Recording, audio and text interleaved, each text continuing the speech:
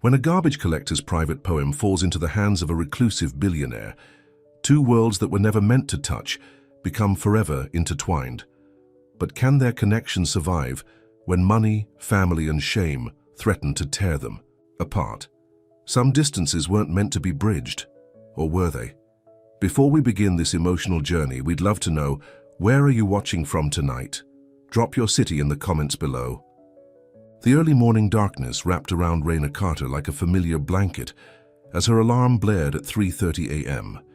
She groaned, silencing it quickly so she wouldn't wake her roommate in the next room. At 26, this wasn't the life she'd imagined for herself, but it paid the bills, and that was something. Raina splashed cold water on her face, staring at her reflection in the bathroom mirror. Her warm brown skin looked tired, but her dark eyes still held that spark her mother always said made her special. She quickly twisted her thick black curls into a practical bun and slipped into her bright orange uniform vest. Another day.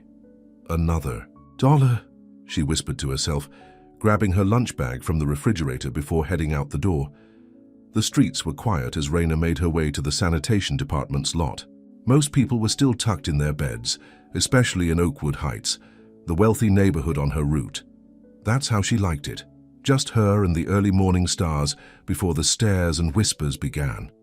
"Morning, Raina," called Jerry, her supervisor, as she clocked in. "Route's the same today. New guy's out sick again, so you're solo." "No problem," she replied, taking the keys to her garbage truck. "I work better alone anyway." Jerry nodded. "That's why you're my best worker. Don't let those rich folks get to you today," Raina smiled. Jerry was one of the few people who saw her, really saw her, and not just the orange vest. As the massive truck rumbled through the gates of Oakwood Heights, Raina slipped her wireless earbuds in. Music was her escape, the one thing that made the hours of lifting trash bins bearable. Today it was Aretha Franklin demanding respect, exactly what Raina needed to hear. The mansions loomed large on either side of the street, their manicured lawns perfect, even in the dim pre-dawn light.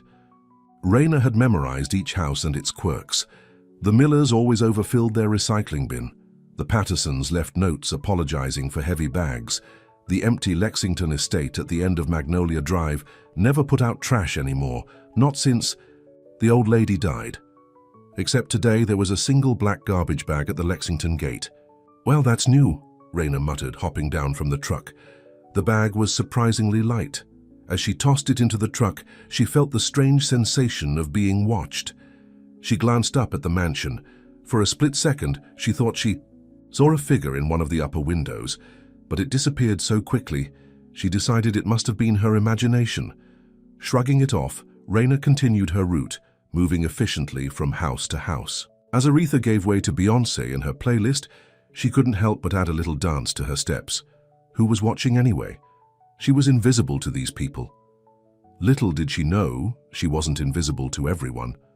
Noah Lexington hadn't slept well in months. At 30, he should have been on top of the world. Instead, he was hiding out in his late grandmother's estate, licking his wounds after the most humiliating 6 months of his life. He rolled over in bed, checking his phone. 4:30. With a sigh, he got up and walked to the window. Sleep wasn't coming back tonight. The tech empire he'd built from his college dorm room had made him a billionaire before his 30th birthday. Tech Vault was supposed to be unhackable until it wasn't, and the person who found the vulnerability, his own business partner James, working with Noah's fiancée Vanessa. The memory still stung fresh. Finding them together had been bad enough.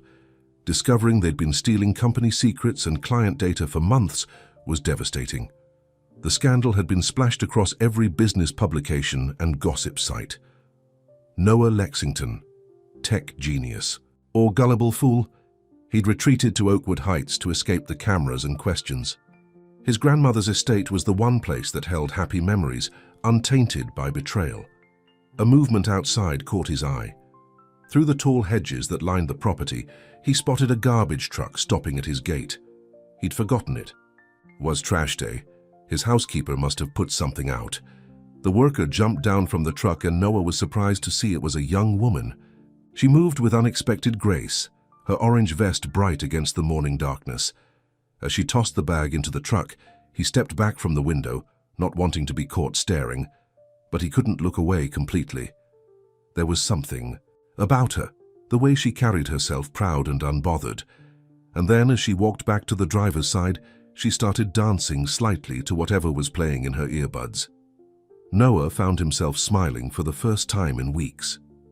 Who dances while collecting garbage at 4:30 in the morning?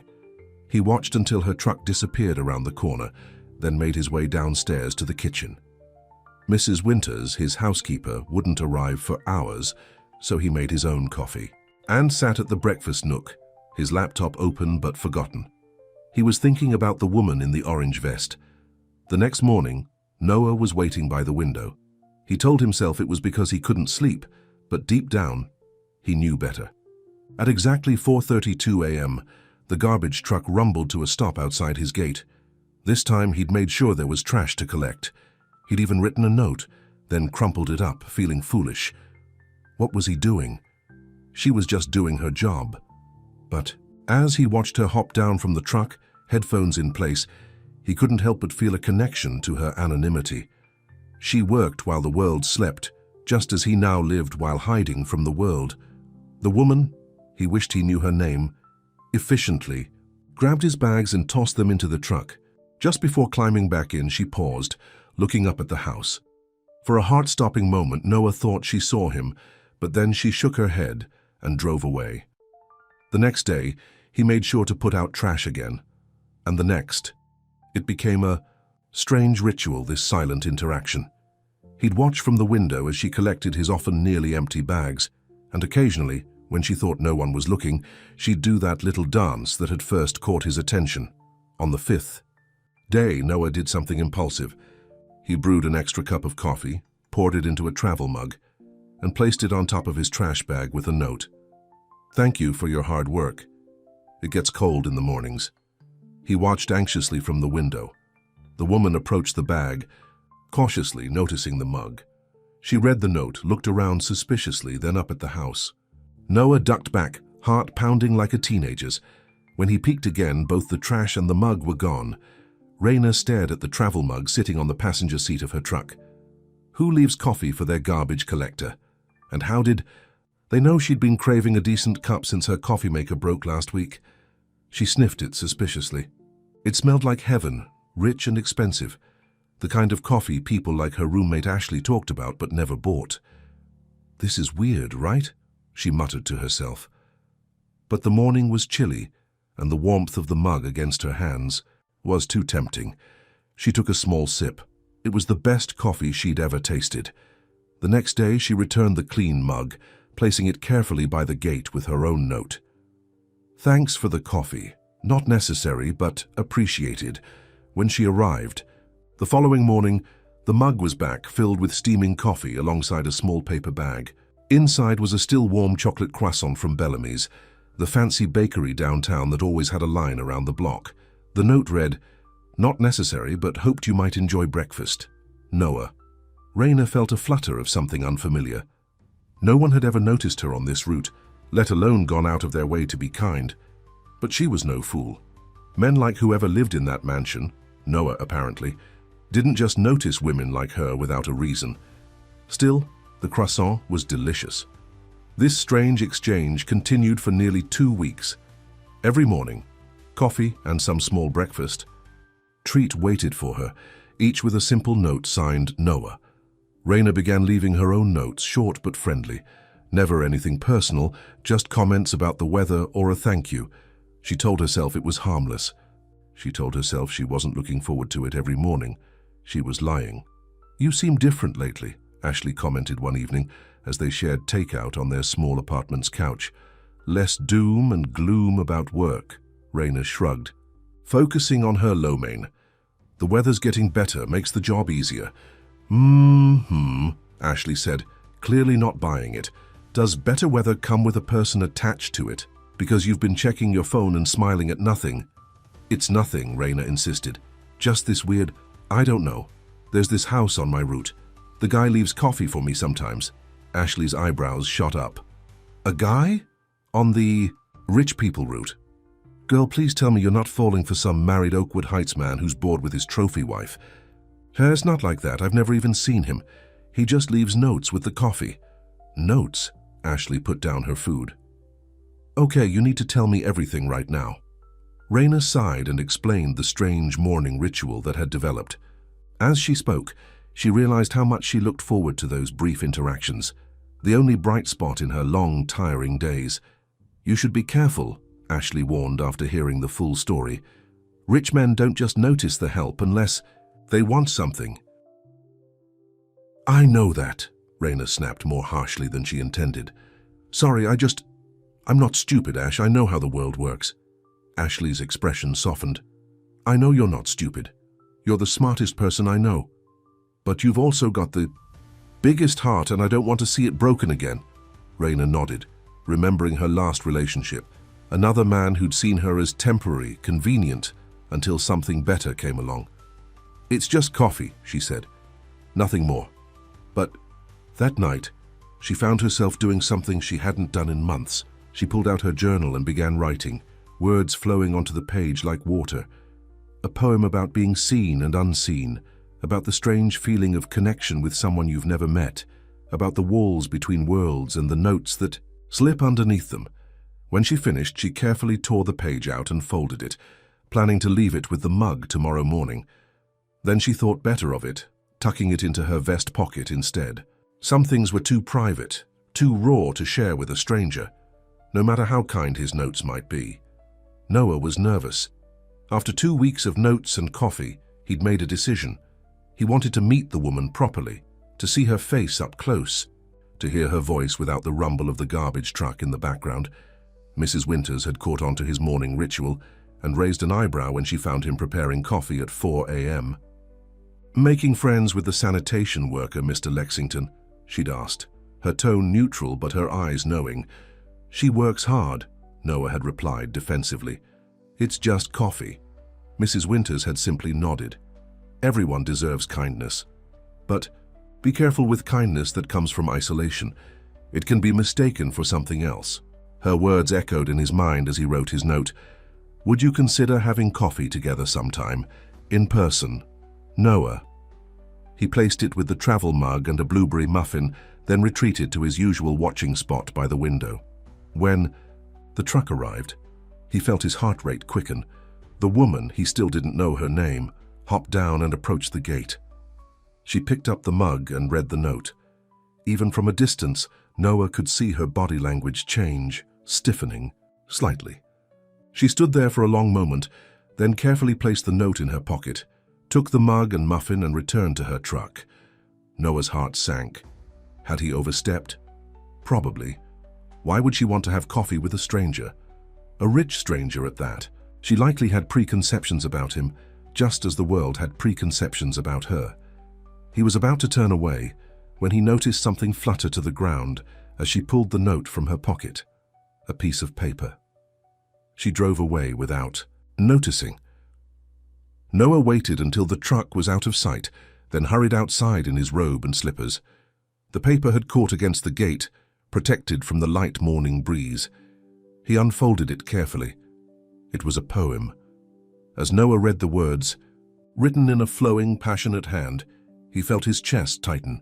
It was raw and honest, full of aching beauty, about being invisible and visible at the same time, about barriers between worlds, about the weight of expectations and the lightness of being truly seen. The last lines hit him like a physical blow. I wear my invisibility like armor, yet ache to be seen just once, not for my use, my body, my labor, but for the fire that burns beneath, the one that dances in dark mornings when I think no one watches, when I am most myself. It wasn't signed, but Noah knew. These were her words, her truth. And they undid him completely. Standing in his grandmother's driveway, still in his pajamas, clutching a stranger's poem, Noah Lexington felt something crack open inside him, a door he'd thought permanently sealed after Vanessa's betrayal. He had to meet her, had to know her name. Had to tell her that she was seen, had been seen all along. Raina was halfway through her route when she realized the poem was missing from her pocket.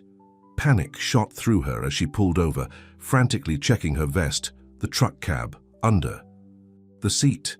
No, no, no, she muttered, heart racing. Those words were private, too private. She'd written them late at night, emotions raw on the page. They weren't meant for anyone else's eyes, especially not a stranger's. She tried to remember when she'd last felt the paper. She'd had it when she'd taken the note from Noah, had felt it in her pocket when she'd... The gate, she whispered, closing her eyes. It must have fallen out when she pulled his note from her pocket, which meant it was either still lying on the ground or worse, he had found it. The thought made her stomach churn. Those words revealed too much, made her too vulnerable. To a man she'd never even met, no less. A rich man who probably saw her as a curiosity, a brief charitable interaction to make himself feel better about his privileged life. Raina forced herself to continue her route, but her hands shook on the steering wheel. Tomorrow she would request a different route. No more notes, no more coffee, no more dangerous connection with someone from a world that would never truly accept her. That evening she called her supervisor. Jerry, I need to switch routes. Personal reasons. Everything okay, Raina? Jerry asked, concern evident in his voice. Fine, just need a change of scenery. There was a pause. I can put you on the commercial route downtown, but only for a few days. We're short-staffed, and you know the Oakwood Heights route better than anyone. A few days is fine, Raina said quickly. Thanks, Jerry. She hung up and stared at her phone, relief mixing with an unexpected sadness. It was better this way. Some distances weren't meant to be bridged. Noah waited by the window the next morning, the poem carefully folded in his pocket. He'd read it so many times he had memorized every line. He'd prepared what he wanted to say when she arrived. How her words had moved him. How he'd felt invisible too these past months, hiding from the world after his public humiliation. But 4:30 came and went. Then 5:00. No garbage truck stopped at his gate. By 6:00, Noah had to accept that she wasn't coming. Perhaps she'd realized she'd dropped the poem and was too embarrassed to face him. Or maybe she'd been put off by his invitation for coffee. He spent the day distracted, checking the window whenever he heard a vehicle passing. Mrs. Winters noticed his agitation but said nothing, simply raising an eyebrow when he asked if the trash had been collected. Different truck today, she reported. Different worker too. Young man, not the young lady you've been leaving coffee for. Noah's heart sank. Had she requested a different route because of him? The thought that he'd made her uncomfortable enough to change her routine made him feel terrible. That night he wrote a letter, not a note, but a proper letter. He apologized for overstepping boundaries, explained that he'd found her poem and been deeply moved by it, and assured her that he respected her privacy. He left his phone number but made it clear she was under no obligation to use it. I just want you to know that your words matter, he wrote, that you are seen, even if I never see you again. He sealed it in an envelope with her poem and left it with the usual travel mug the next morning, hoping the regular garbage collector would deliver it to her. But the same young man collected his trash, taking the envelope with a confused shrug. When Noah explained it was for the woman who usually worked the route, 3 days passed with no word. Noah tried to tell himself it was for the best. What had he been thinking anyway? That some magical connection would form between a billionaire in hiding and a garbage collector poet. Life wasn't a fairy tale, yet he couldn't forget her words, couldn't shake the feeling that something important had slipped through his fingers. On the 4th day, just as Noah was resigning himself to never seeing her again, his phone buzzed with a text from an unknown number. My name is Raina. Thank you for returning my poem, and yes, I would like to have coffee sometime, in person. Noah stared at the message, a smile spreading across his face. Raina. Her name was Raina. It suited her perfectly. Raina's finger hovered over the send button for a full minute before she finally pressed it. What was she doing? This went against every rule she'd made for herself after Marcus had broken her heart last year. Don't get involved with men who see you as a project, her mother had warned her. They'll try to fix you until they realize you're not broken, just different from what they expected. But there was something about Noah's letter that felt genuine. The way he'd written about her poem, not with pity or patronizing praise, but with real understanding. Like her words had touched something in him that was also broken. Still, she couldn't deny the nervousness fluttering in her stomach as she waited for his reply. It came almost immediately. "Raina, thank you for texting. Would tomorrow morning work? There's a jasmine tree in the garden that's just starting to bloom. We could have coffee there if you'd like. Whatever time works for you." Noah, she found, herself smiling at the formality of his text. Who signed a text message? It was strangely endearing. "AM works for me. Before my shift." "Just 5 minutes, though," she typed back, adding boundaries she knew she needed. His response was simple. "I'll be waiting by the gate." Raina tossed her phone onto her bed and stared at the ceiling. What exactly did one wear to have coffee with a billionaire? Not that she knew for certain he was a billionaire, but the Lexington estate was one of the largest in Oakwood Heights, and she'd heard rumors about the tech genius who disappeared from public view after some big scandal. After trying on and discarding 5 different outfits, she settled on simple jeans and her favorite blue blouse, the one Ashley always said brought out the warm undertones in her skin. Not trying too hard, but not looking like she didn't care either. "Just 5 minutes," she reminded her reflection in the mirror. "Just to satisfy your curiosity, then back to real life." Noah barely slept that night. He'd spent the afternoon having Mrs. Winters help him set up a small table and chairs beneath the jasmine tree his grandmother had planted decades ago. It was just starting to bloom, small white flowers releasing their sweet scent in the morning air. "Planning a breakfast meeting, Mr. Lexington?" Mrs. Winters had asked, her expression carefully neutral as she arranged fresh flowers on the table. "Something like that," Noah had replied, not meeting her eyes.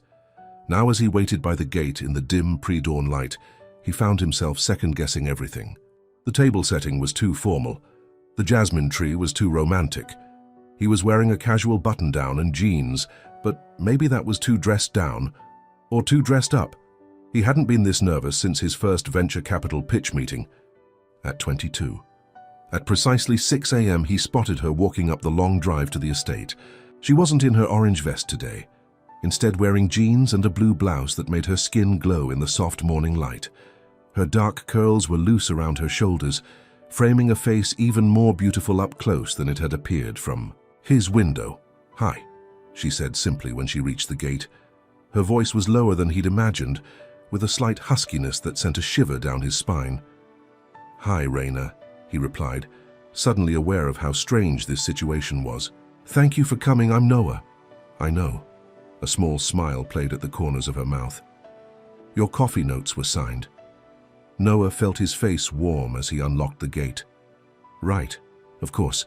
Sorry, I'm a bit nervous." Her eyebrows rose slightly. "You're nervous? Why would a man who lives in a place like this be nervous about meeting someone like me?" The directness of her question caught him off guard. "Someone like you?" "You know what I mean." Her eyes met his, unflinching. "I collect your trash for a living. And write poetry that made me cry at 4:30 in the morning," he countered. "I'd say that makes you pretty remarkable, regardless of your job." Something shifted in her expression, a softening around the eyes, though her posture remained guarded. 5 minutes, she reminded him. 5 minutes, he agreed, gesturing toward the garden path. "Coffee's this way. I hope you like jasmine." The garden was more beautiful than Raina had imagined. She'd glimpsed it through the hedges sometimes on her route, but now, walking through it, she was struck by how peaceful it felt. Not showy like some of the other Oakwood Heights estates, but thoughtfully designed, with winding paths and secluded benches. The jasmine tree stood in a small clearing, its branches creating a natural canopy over a wrought iron table set with a silver coffee service and a plate of pastries. It was like something from a magazine spread, but somehow not intimidating. "This is nice," she said, taking the seat Noah pulled out for her. "My grandmother planted this tree when I was born," Noah explained, as he poured coffee into delicate china cups. "She said jasmine represents love, happiness, and eternal life in some cultures. She wanted all three for me." Raina wrapped her hands around the warm cup, breathing in the rich aroma. "You were close to her." "She raised me after my parents divorced. My mother was busy building her social empire, and my father was unavailable. Grandma Eleanor was the steady one. This was her house." "Was?" Raina asked, then immediately regretted it. Sorry, that's personal. It's okay, Noah said, his smile tinged with sadness. She passed away last year, left me the estate much to my mother's displeasure. She thought it should go to charity, any charity, as long as it had her name attached to it. The bitterness in his tone surprised Raina. You don't get along with your mother? Noah sipped his coffee. Let's just say we have different values. She cares about appearances, I care about, he paused, searching for the right word, authenticity. Raina couldn't help but laugh. Says the man who's been hiding in his mansion for months. Instead of being offended, Noah laughed too, a genuine sound that crinkled the corners of his eyes. Touché. I guess we all hide sometimes, don't we? Speaking of which, your poem... Raina felt her cheeks warm. Can we not talk about that?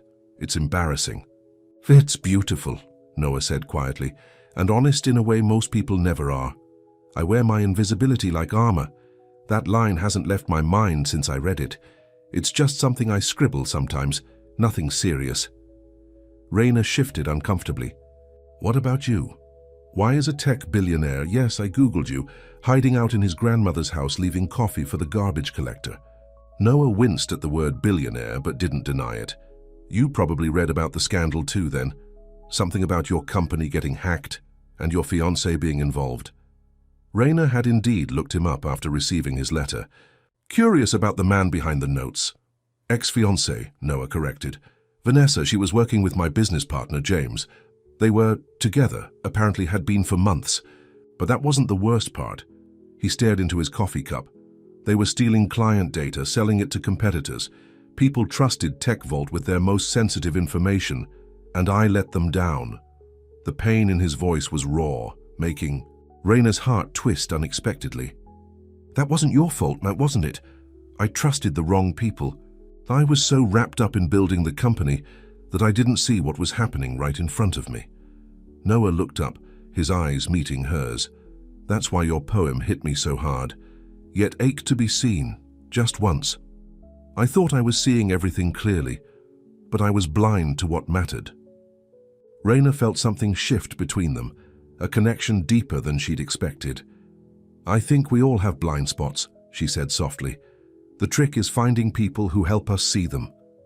Noah smiled, and Raina found herself noticing the small details of his face, the faint lines around his eyes, the slight cleft in his chin, the way his dark hair curled slightly at the temples. He was handsome, yes, but in a real way, not the polished perfection she'd expected. Your 5 minutes are up, he said, checking his watch, but I'd like to request an extension. Raina glanced at her own watch, surprised to see that nearly 20 minutes had passed. I should go, my shift starts soon. Tomorrow, Noah asked, hope evident in his voice. Same time? She knew she should say no. This man lived in a different world, a world where people like her cleaned houses, not sat at garden tables having coffee, but something about the way he looked at her, really looked at her, made her nod. Tomorrow, but I can't stay long. As she walked back to her truck, Raina couldn't shake the feeling that something important had just happened, something that would change everything. Their morning coffee became a routine. 5 minutes stretched to 30, then to an hour. Raina would arrive before her shift, and Noah would be waiting by the gate, coffee ready beneath the jasmine tree.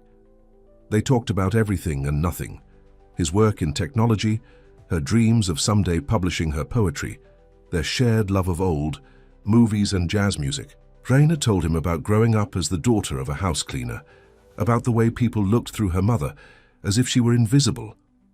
She worked for a family in Oakwood Heights, actually, Raina explained one morning. The Prestons.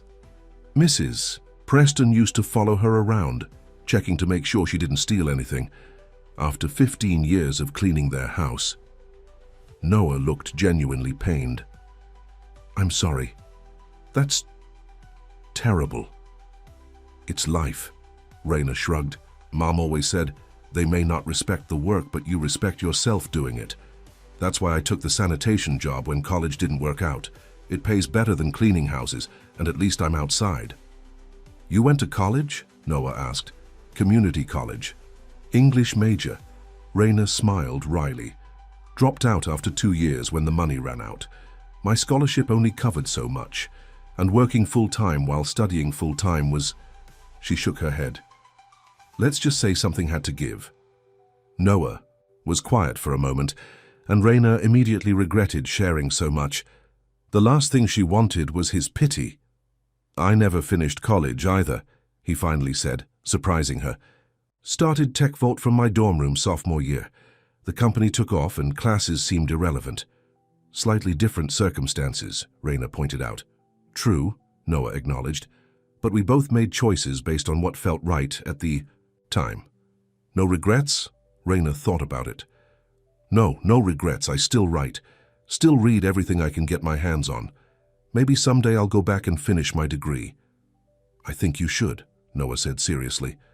Not because you need it to be successful, but because you love learning. It shows in the way you talk about books, about ideas. His perception startled her. Most men she'd dated hadn't bothered to notice her passion for learning, let alone encourage it. What about you? She asked, deflecting. Any plans to come out of hiding and rejoin the world of the living? Noah's smile faded.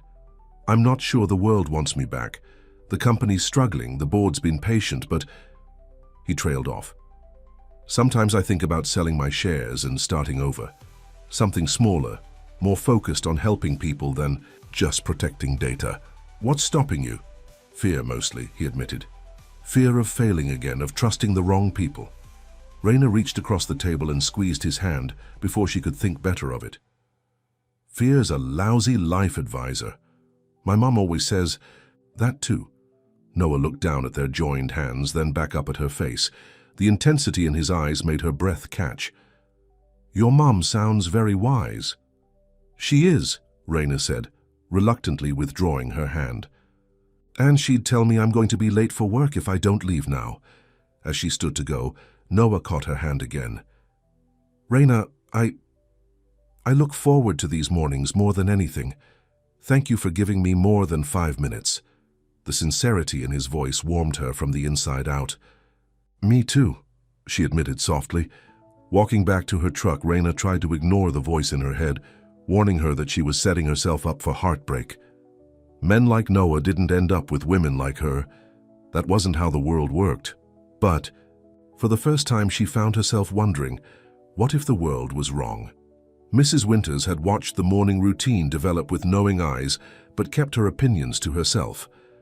Until the day she found Noah in the kitchen making a picnic. Lunch. Planning an outing, Mr. Lexington? She asked, eyeing the careful arrangement of cheeses and fruits. Just lunch in the garden, Noah replied, not meeting her gaze. Mrs. Winters nodded slowly. With Ms. Raina, I presume. Noah looked up, surprised. You know her name? We've chatted a few times when she arrives. Lovely young woman, very genuine. Mrs. Winters paused. Your mother called this morning. She's planning to stop by later today. Noah's hand stilled over the picnic basket. Did you tell her about Raina? Of course not. Mrs. Winters looked offended. Your private life is your business, Mr. Lexington, but what? But your mother has a way of discovering things she believes are her business. Mrs. Winters chose her words carefully, and she may not understand your friendship. Noah's jaw tightened. My friendship with Raina is none of her concern. I agree completely, Mrs. Winters said mildly. I simply thought you should be prepared. After she left, Noah stared at the half-packed picnic basket, his appetite suddenly gone. His mother, Victoria Lexington, was a force of nature and a snob of the highest order. The thought of her meeting Raina made his stomach knot, not because he was ashamed of Raina, far from it. He was ashamed of how his mother might treat her. He considered cancelling lunch, making an excuse, but the thought of not seeing Raina, of breaking their newly established routine, felt worse than facing his mother's inevitable disapproval. Besides, he told himself, his mother rarely stayed long during her impromptu visits, just long enough to remind him of his responsibilities to the family name and suggest yet again that he reconcile with Vanessa for the sake of appearances, as if he would ever trust that woman again. No, he decided, reaching for the bottle of wine he'd selected. He would have lunch with Raina as planned, His mother would just have to deal with it. Raina had never seen Noah so tense. From the moment she arrived for their lunch, a new development in their routine, she could tell something was wrong. He kept glancing toward the house, his smile not quite reaching his eyes. "Is everything okay?" she finally asked as they sat. Beneath the jasmine tree, a feast spread out before them. "My mother is coming to visit today," Noah admitted, unannounced as usual. "Oh." Raina immediately understood his anxiety. "I should go then." "No," Noah said quickly, reaching for her hand. "Please don't, I want you here. I'm just preparing you." "My mother can be difficult." Raina raised an eyebrow. "Difficult how?" Noah sighed. "She's very concerned with social status. Old money, old views. She never thought Vanessa was good enough, despite her family's wealth, because they were new money." He made air quotes around the phrase. "She's going to have opinions about you." "Because I'm a garbage collector?" Raina asked bluntly. "Because you're not from her world," Noah corrected. "But her world is small, and getting smaller. I don't want to live in it anymore." The conviction in his voice surprised Raina. She squeezed his hand. "Then we'll face her together. I've dealt with difficult people before." Noah's smile was grateful, but his eyes remained worried. "Just don't let anything she says get to you. She doesn't know you. And she doesn't know you as well as she thinks," Raina added softly. They tried to enjoy the lunch, but the specter of Victoria Lexington's arrival hung over them. Noah told stories about his grandmother to lighten the mood, how she'd taught him to play poker at age 8, how she'd always kept a garden even when she could have hired a dozen landscapers. "She sounds amazing," Raina said, laughing at his description of Eleanor Lexington, facing down a board of directors in her gardening clothes. "She would have loved you," Noah said, his eyes warm as they held hers. "She valued honesty above all else, said it was the rarest commodity in our circle." The moment stretched between them, heavy with unspoken feelings. Raina found herself leaning toward him slightly, drawn by something powerful and unexpected. The sound of tires on gravel broke the spell. "She's here," Noah said, his expression darkening. "Remember, whatever she says doesn't matter," Raina finished for him. "I know who I am, Noah." He nodded, but the worry didn't leave his eyes as he stood to greet his mother. Victoria Lexington emerged from a sleek black Mercedes, her driver hurrying to open her door. She was a striking woman in her 60s, slender and elegant in a way that spoke of rigid discipline. Her silver-streaked dark hair was pulled back in a severe bun, her cream-colored suit perfectly tailored to her frame. "Noah, darling," she called, air-kissing both his cheeks when he approached. "You look thin. Are you eating properly? That housekeeper of yours—" "Mrs. Winters takes excellent care of me, Mother," Noah interrupted. "What brings you by today?" Victoria's sharp eyes had already spotted Raina sitting beneath the jasmine tree. "Can't a mother visit her son without an agenda? Though I see you have company." Her tone made the word company sound like something distasteful. "Yes, I do." Noah's voice was firm as he turned to beckon Raina over. "Mother, this is Raina Carter. Raina, my mother, Victoria Lexington." Raina approached with her head held high, extending her hand. "It's nice to meet you, Mrs. Lexington." Victoria took her hand with just her fingertips, withdrawing quickly. "Ms. Carter, how do you know my son?" Before Raina could answer, Noah cut in. "Raina and I are friends. We've been having coffee together in the mornings." "How lovely," Victoria said, her tone suggesting it was anything but. Her eyes raked over Raina's simple sundress and sandals, taking in every detail and finding them wanting. "And what is it that you do, Miss Carter?" Raina met her gaze steadily. "I work for the city sanitation department." Victoria's eyebrows rose a fraction. "How civic-minded of you." "Mother," Noah warned. "What? I'm simply making conversation," Victoria said innocently. "Noah, darling, I actually came by to discuss something important. Perhaps Miss Carter wouldn't mind if we had a few moments alone." The dismissal was clear. Raina stepped back, forcing a smile. "Of course, I should be going anyway. Thank you for lunch, Noah." "Raina, wait," Noah started, but Victoria had already linked her arm through his, steering him toward the house.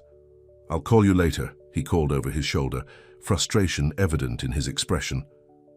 Raina nodded, trying to ignore the sinking feeling in her stomach as she walked back toward the gate. She hadn't expected Victoria Lexington to welcome her with open arms, but the naked disdain in the woman's eyes had been jarring nonetheless. As she reached the sidewalk, she heard the click of heels behind her. "Ms. Carter," Victoria's voice rang. "Out. A moment, please." Raina turned, steeling herself. "Yes, Mrs. Lexington?" Victoria approached, maintaining a careful distance as if Raina might contaminate her designer suit. "I'm sure you're a very nice young woman," she began, her tone suggesting the opposite. "But I think we both know this. Friendship with my son isn't going anywhere. With all due respect, Mrs. Lexington, that's between Noah and me." Victoria's smile was cold. "My son is going through a difficult time. The scandal with Vanessa, the company troubles. He's vulnerable. Looking for comfort in unusual places." The implication stung, but Raina kept her expression neutral. "Noah is an adult who can make his own choices." "Of course he is," Victoria agreed smoothly. "But choices have consequences. Noah has responsibilities. To his family, to his company, to his position in society. Distractions can be costly." "I'm not a distraction," Raina said, her voice low but firm. "And I'm not after his money, if that's what you're implying." "Everyone wants something, Miss Carter." Victoria reached into her handbag and withdrew a checkbook. "Let's be direct. What would it take for you to pursue other friendships?" Raina stared at the checkbook, then back at Victoria's face, shock giving way to anger. "You're trying to pay me to stay away from your son. I'm offering compensation for your time. Consider it a severance package." Victoria's voice was matter-of-fact. "Name your price." For a moment, Raina was speechless.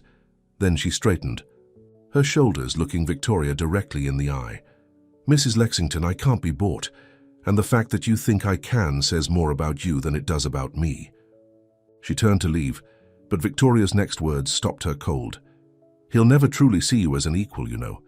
Men like Noah may dabble with women like you, but they marry within their circle. It's how our world works." Raina didn't turn around. "Maybe your world needs to work differently," she said quietly, then walked away, her head high despite the trembling in her hands. That evening, as Raina changed out of her uniform in the employee locker room, she found an envelope tucked inside. Her name was written on the front in elegant script. Inside was a check for $50,000 and a note. "For your dignity, end this, before you both get hurt." It wasn't signed, but it didn't need to be. Victoria Lexington's message was crystal clear. Raina stared at the check, tears welling in her eyes. Not because of the insult, though that cut deep, but because a small insecure part of her wondered if Victoria was right. Would Noah eventually tire of her? See her as an experiment, a temporary distraction from his real life? She thought about their conversations under the jasmine tree, about the way he looked at her when she read her poetry to him, about how he'd held her hand at lunch, his thumb tracing circles on her palm. It had felt real. But was it? Raina carefully folded the check and note, tucking them into her pocket. She had some thinking to do. Noah tried calling Raina 3 times that evening, but she didn't answer. He left messages, each one more concerned than the last. What had his mother said to her after he'd been dragged into that pointless discussion about rejoining the board of Tech Vault? By morning, he was frantic. He waited by the gate at their usual time, but Raina didn't appear. Her garbage truck came on schedule, but a different worker was operating it. "Excuse me," Noah called, approaching the truck. "Do you know where Raina is today?" The man shrugged. "Called in sick, I heard. You a friend of hers?" "Yes," Noah said, his worry growing. "Yes, I am." He tried her phone again, but it went straight to voicemail. Something was wrong. He could feel it. Making a decision, Noah went inside and grabbed his car keys. He'd never been to Raina's apartment, but she'd mentioned once that she lived in the Riverside district, in a building with a blue door near the old bookstore. It wasn't much to go on, but he had to try. As he drove through the Riverside district, Noah was struck by how different it was from Oakwood Heights. Here the buildings were older, closer together, with small businesses on the ground floors and apartments above. Children played on the sidewalks, and neighbors called to each other from windows. It took him 3 attempts before he found a blue-doored apartment building that looked like it might be Raina's. The directory in the entry hall listed R. Carter. In apartment 3B, his heart pounding, Noah pressed the buzzer. No answer. He was about to try again when the main door opened and an elderly woman with a small dog emerged. "Excuse me," Noah said quickly, catching the door before it closed. "I'm looking for Raina Carter. It's important." The woman eyed him suspiciously. "You a friend of hers?" "Yes," Noah said, realizing he probably looked out of place in his expensive clothes. "She hasn't been answering her phone. I'm worried about her."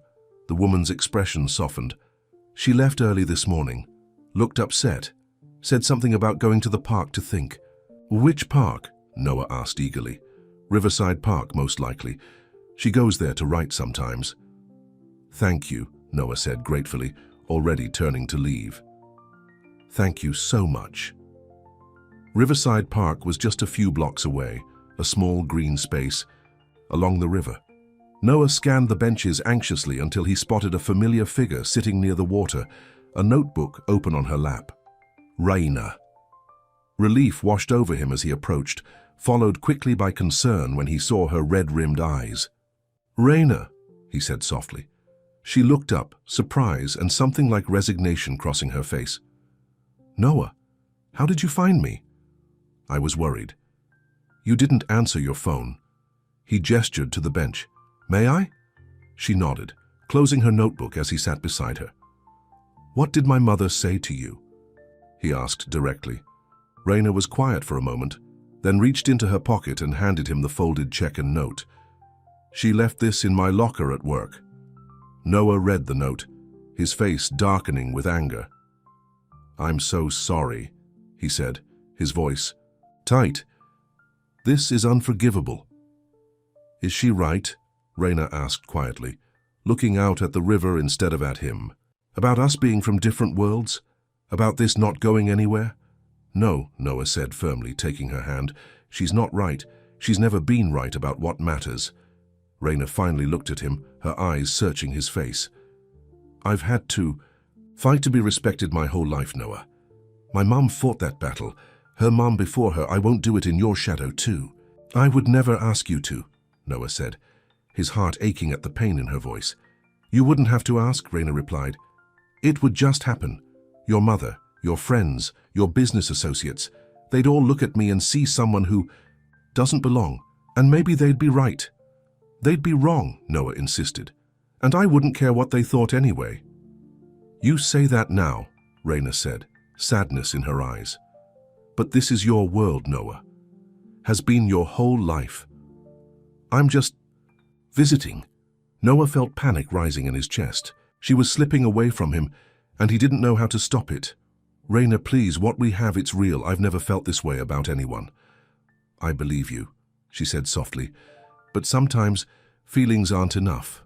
Sometimes the world gets in the way." She stood, tucking her notebook under her arm. "I need time to think, Noah, about what I want, what I'm willing to fight for.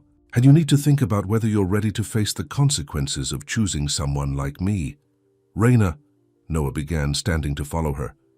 "Please," she said, holding up a hand. "Just give me some space. I'll call you when I'm ready to talk." Noah watched helplessly as she walked away, taking a piece of his heart with her. In his hand, Victoria Lexington's check crumpled as his fingers tightened into a fist. It was time to have a serious conversation with his mother. Victoria. Lexington was having tea in her penthouse when her son arrived unannounced, his face set in lines of anger she'd rarely seen before. "Noah, darling," she said, setting down her cup, "this is a surprise." "How could you?" he demanded without preamble, throwing the crumpled check onto the table. "How dare you interfere in my life this way?" Victoria glanced at the check, then back at her son. "I was protecting you, as I've always done." "From what?" "From someone who genuinely cares about me. From the first real connection I've had in months." "From a fortune hunter," Victoria replied calmly. "Really, Noah? A garbage collector? Did you think she was interested in your sparkling personality?" Noah's laugh was bitter. "As opposed to Vanessa, who you approved of, who was only interested in what she could steal from me." Victoria flinched slightly. Vanessa was a mistake, I admit. But her background was appropriate. Her family— I don't care about family backgrounds, Noah exploded. I care about honesty, integrity, genuine connection. All the things Raina has that Vanessa never did. You're infatuated, Victoria. Dismissed. It will pass. It's not infatuation, Noah said, his voice dropping to a dangerous quiet. I'm falling in love with her mother, and you may have ruined it with your elitist games. Victoria set her teacup down with a sharp click. Love? After a few weeks of coffee in the garden? Don't be ridiculous, Noah. You're still vulnerable after Vanessa's betrayal. This girl is taking advantage. Her name is Raina, Noah interrupted. And she's never asked me for anything. Not money, not connections, nothing. She doesn't care about the Lexington name or fortune. She cares about me, the real me, not the public image. Victoria studied her son's face, seeing the determination. There. And what will people say when you show up at charity galas with the woman who collects your trash? Have you thought about that? About how it will affect the company's image? Your future? I don't care what people say, Noah replied. I've spent too long living by other people's expectations. It got me a fiancé who betrayed me and a company that values profit over people. I'm done with it. You don't mean that, Victoria said, a note of uncertainty creeping into her voice. The Lexington name is just a name, Noah finished. Grandma Eleanor understood that. She left me the estate because she knew I was the only one who valued what really mattered to her. Not the property value, but the memories, the peace it represented. Victoria was silent for a long moment. You're serious about this girl? Woman, Noah corrected. And yes, I am. But thanks to you, she's questioning everything between us. She thinks our worlds are too different, that I'll eventually see her as less than, won't you? Victoria challenged. When the novelty wears off?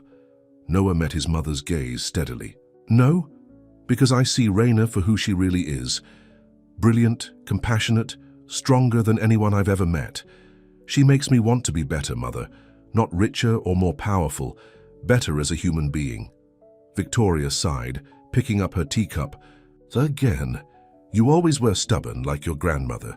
Very well, I won't interfere again. But don't come crying to me when reality sets in. I won't, Noah promised, turning to leave. At the door, he paused. And Mother? If you ever try to buy off someone I care about again, you'll lose me for good. That's a promise.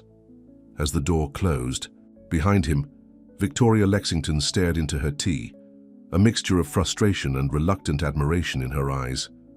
Perhaps her son was more like Eleanor than she'd realized. Raina didn't call. Days passed, turning into a week. Noah went through the motions of daily life, but everything felt hollow without their morning conversations beneath the jasmine tree. He tried to respect her request for space, but after 10 days, he couldn't take it anymore.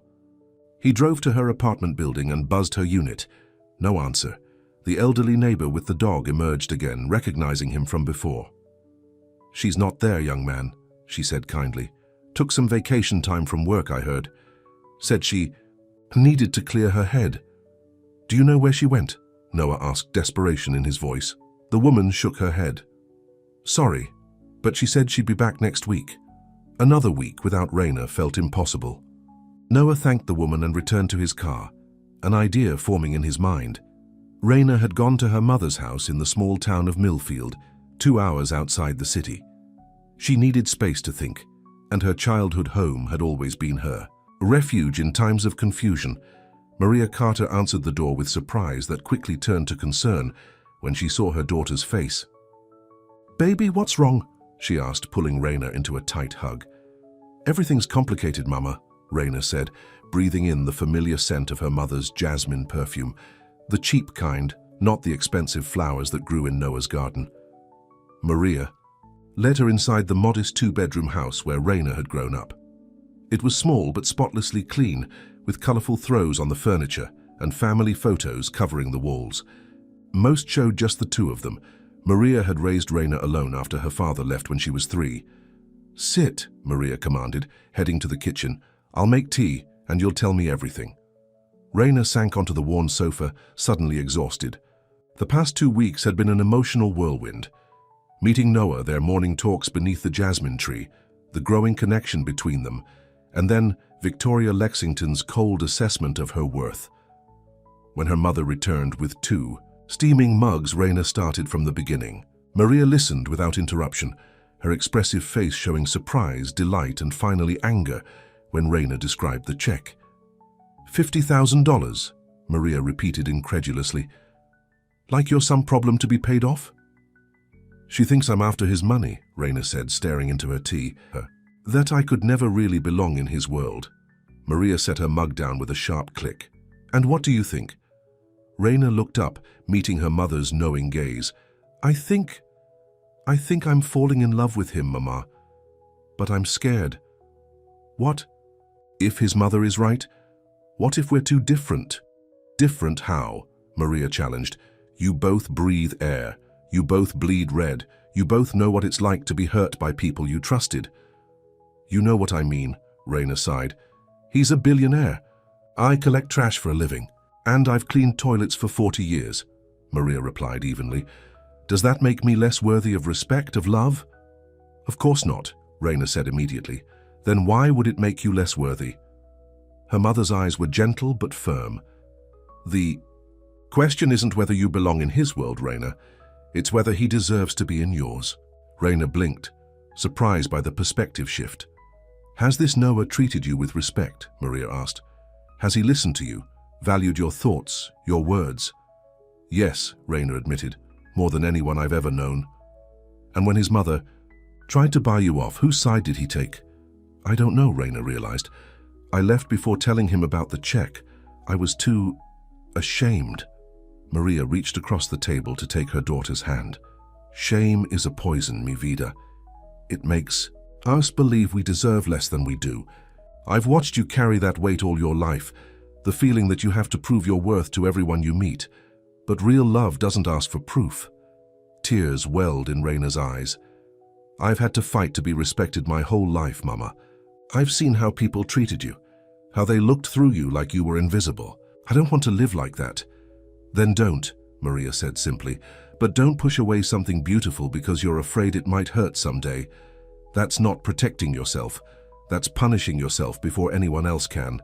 They talked, late into the night, Maria sharing stories of her own life, including a romance with a wealthy doctor's son that she'd ended for the same fears Raina now harbored. My biggest regret, Maria confessed, not giving Raphael a chance to prove he was different. By the time I realized my mistake, he'd married someone else. As Raina lay in her childhood bed that night, her mother's words echoed in her mind. Was she making the same mistake, pushing Noah away before he could hurt her? But the memory of Victoria Lexington's dismissive gaze still stung. The world was full of people like her, people who would always see Raina as less than, as an intruder, in spaces not meant for her. Could love really overcome that? Noah threw himself into a new project to distract from Raina's absence. For years, he'd had an idea for a tech education initiative, a program to bring coding skills to underserved communities. With Tech Vault floundering under the board's leadership, now seemed like the perfect time to focus on something meaningful. He converted one of the mansion's spare rooms into an office, covering the walls with whiteboards and sticky notes. Mrs. Winters observed the flurry of activity with quiet approval. It's good to see you passionate about something again, she commented one morning, bringing him coffee. Your grandmother would approve. Noah looked up from his laptop, rubbing tired eyes. I hope so. She always said wealth was only valuable if you used it to make a difference. Speaking of making a difference, Mrs. Winters said carefully, have you heard from Ms. Raina? The pain that flashed across Noah's face was answer enough. No, it's been almost 2 weeks. He stared out the window at the jasmine tree, now in full bloom. I'm trying to respect her request for space, but your heart is elsewhere, Mrs. Winters finished gently. Perhaps this project could speak for you when words cannot. Noah considered this. What do you mean? Actions reveal character more clearly than words, Mr. Lexington. If Ms. Raina is concerned about the differences in your worlds, perhaps showing her what truly matters to you would help bridge that gap. It was the longest personal advice Mrs. Winters had ever offered, and Noah found himself mulling it over long after she'd left the room. What did truly matter to him now? Not the company's stock price, not his social standing, not his mother's approval. What mattered was creating something meaningful, contributing to the world instead of just profiting from it. Being the kind of man who deserved someone like Raina, honest, compassionate, genuine. An idea began to form in his mind. 3 days later, Noah received a call from Peter Reynolds, his oldest friend and the one board member who'd stood by him during the scandal. "The board's called an emergency meeting," Peter said without preamble. "They're planning to vote you out as chairman if you don't return soon. James has been making moves behind the scenes." Noah's grip tightened on the phone. "James, he should be in jail, not anywhere near my company." Well, his lawyers worked miracles. The charges were reduced to a misdemeanor, and he's been whispering in the right ears, promising to restore investor confidence if he takes over, after he's the one who compromised security in the first place? Noah was incredulous. "People have short memories when money's involved." Peter replied grimly, "Look, there's a charity gala next Saturday, the annual Tech Vault Foundation event. The entire board will be there, plus all our major investors. If you're going to make a stand, that's the time." Noah closed his eyes, thinking.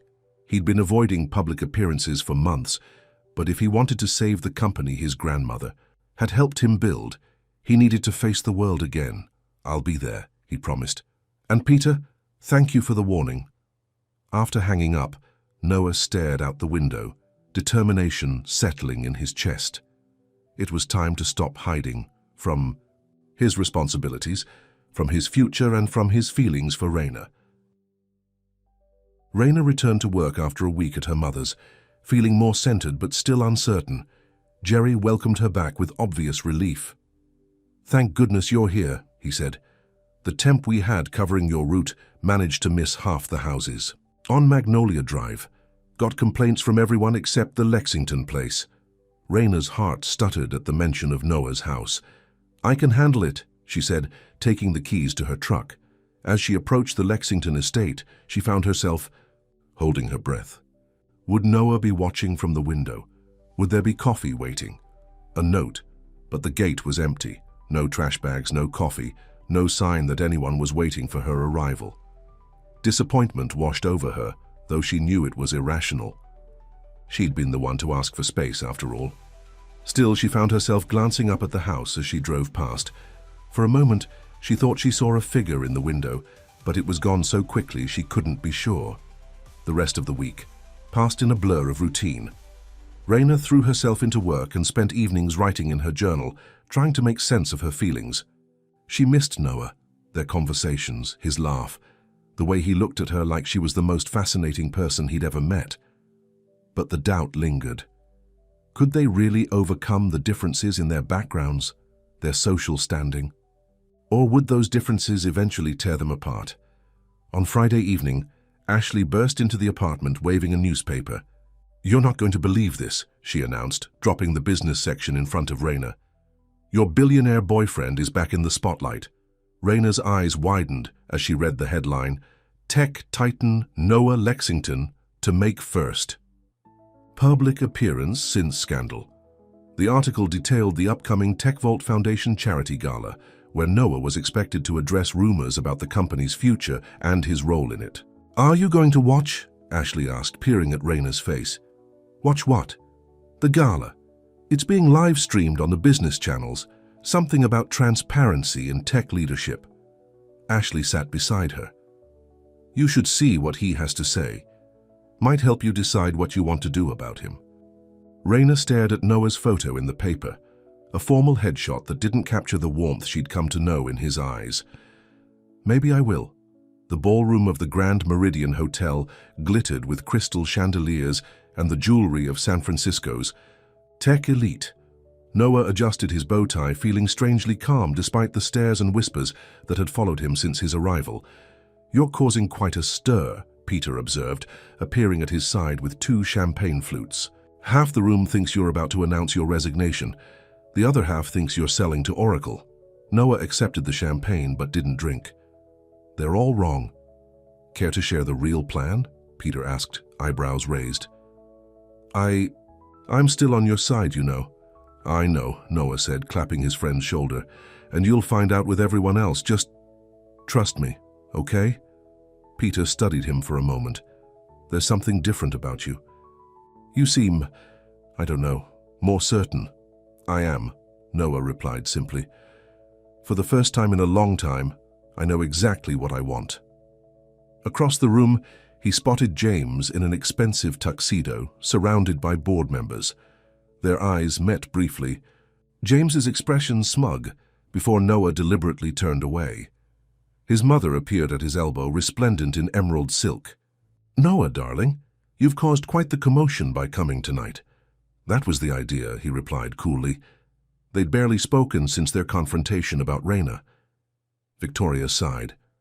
Are we still at odds? I was only trying to protect you. We can discuss it later, Mother. Right now I have a speech to prepare for. Victoria frowned but didn't press further. Very well. Just remember that whatever you say tonight will affect the Lexington name for years to come. I'm counting on... Hit, Noah said, his expression unreadable as he moved toward the stage. Raina sat on her couch, remote in hand, feeling strangely nervous as the business channel showed the glittering charity gala.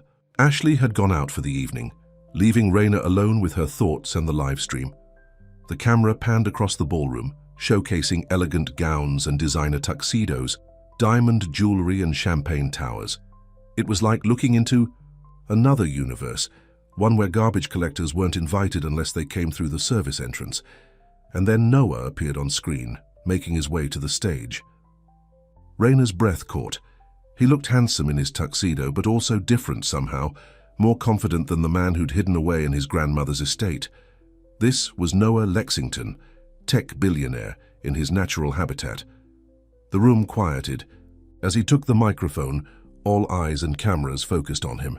Good evening, he began, his voice steady. It's been a while since I've attended one of these events. Recent circumstances made it necessary for me to step back and reevaluate my priorities. He paused, his gaze sweeping the room. Many of you are here tonight expecting me to address rumors about TechVault's future, about my future with the company, and I will.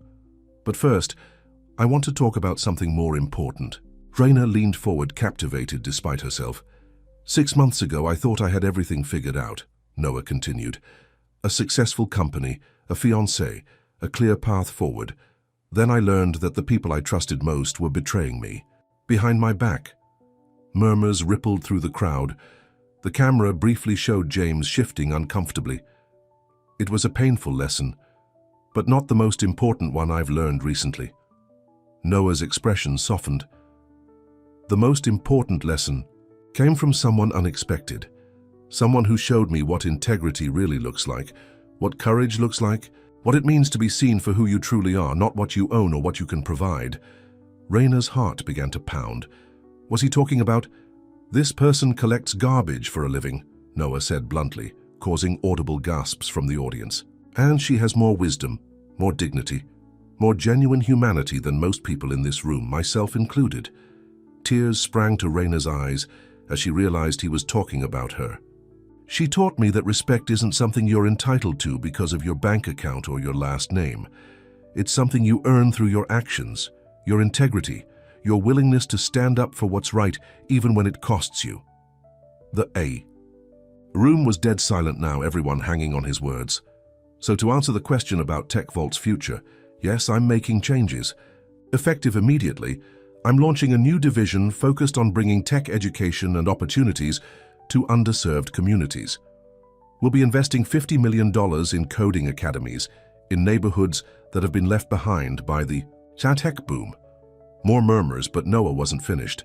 As for my role with the company, I'm staying, not because I need the title or the money, but because I believe in using my position to create meaningful change.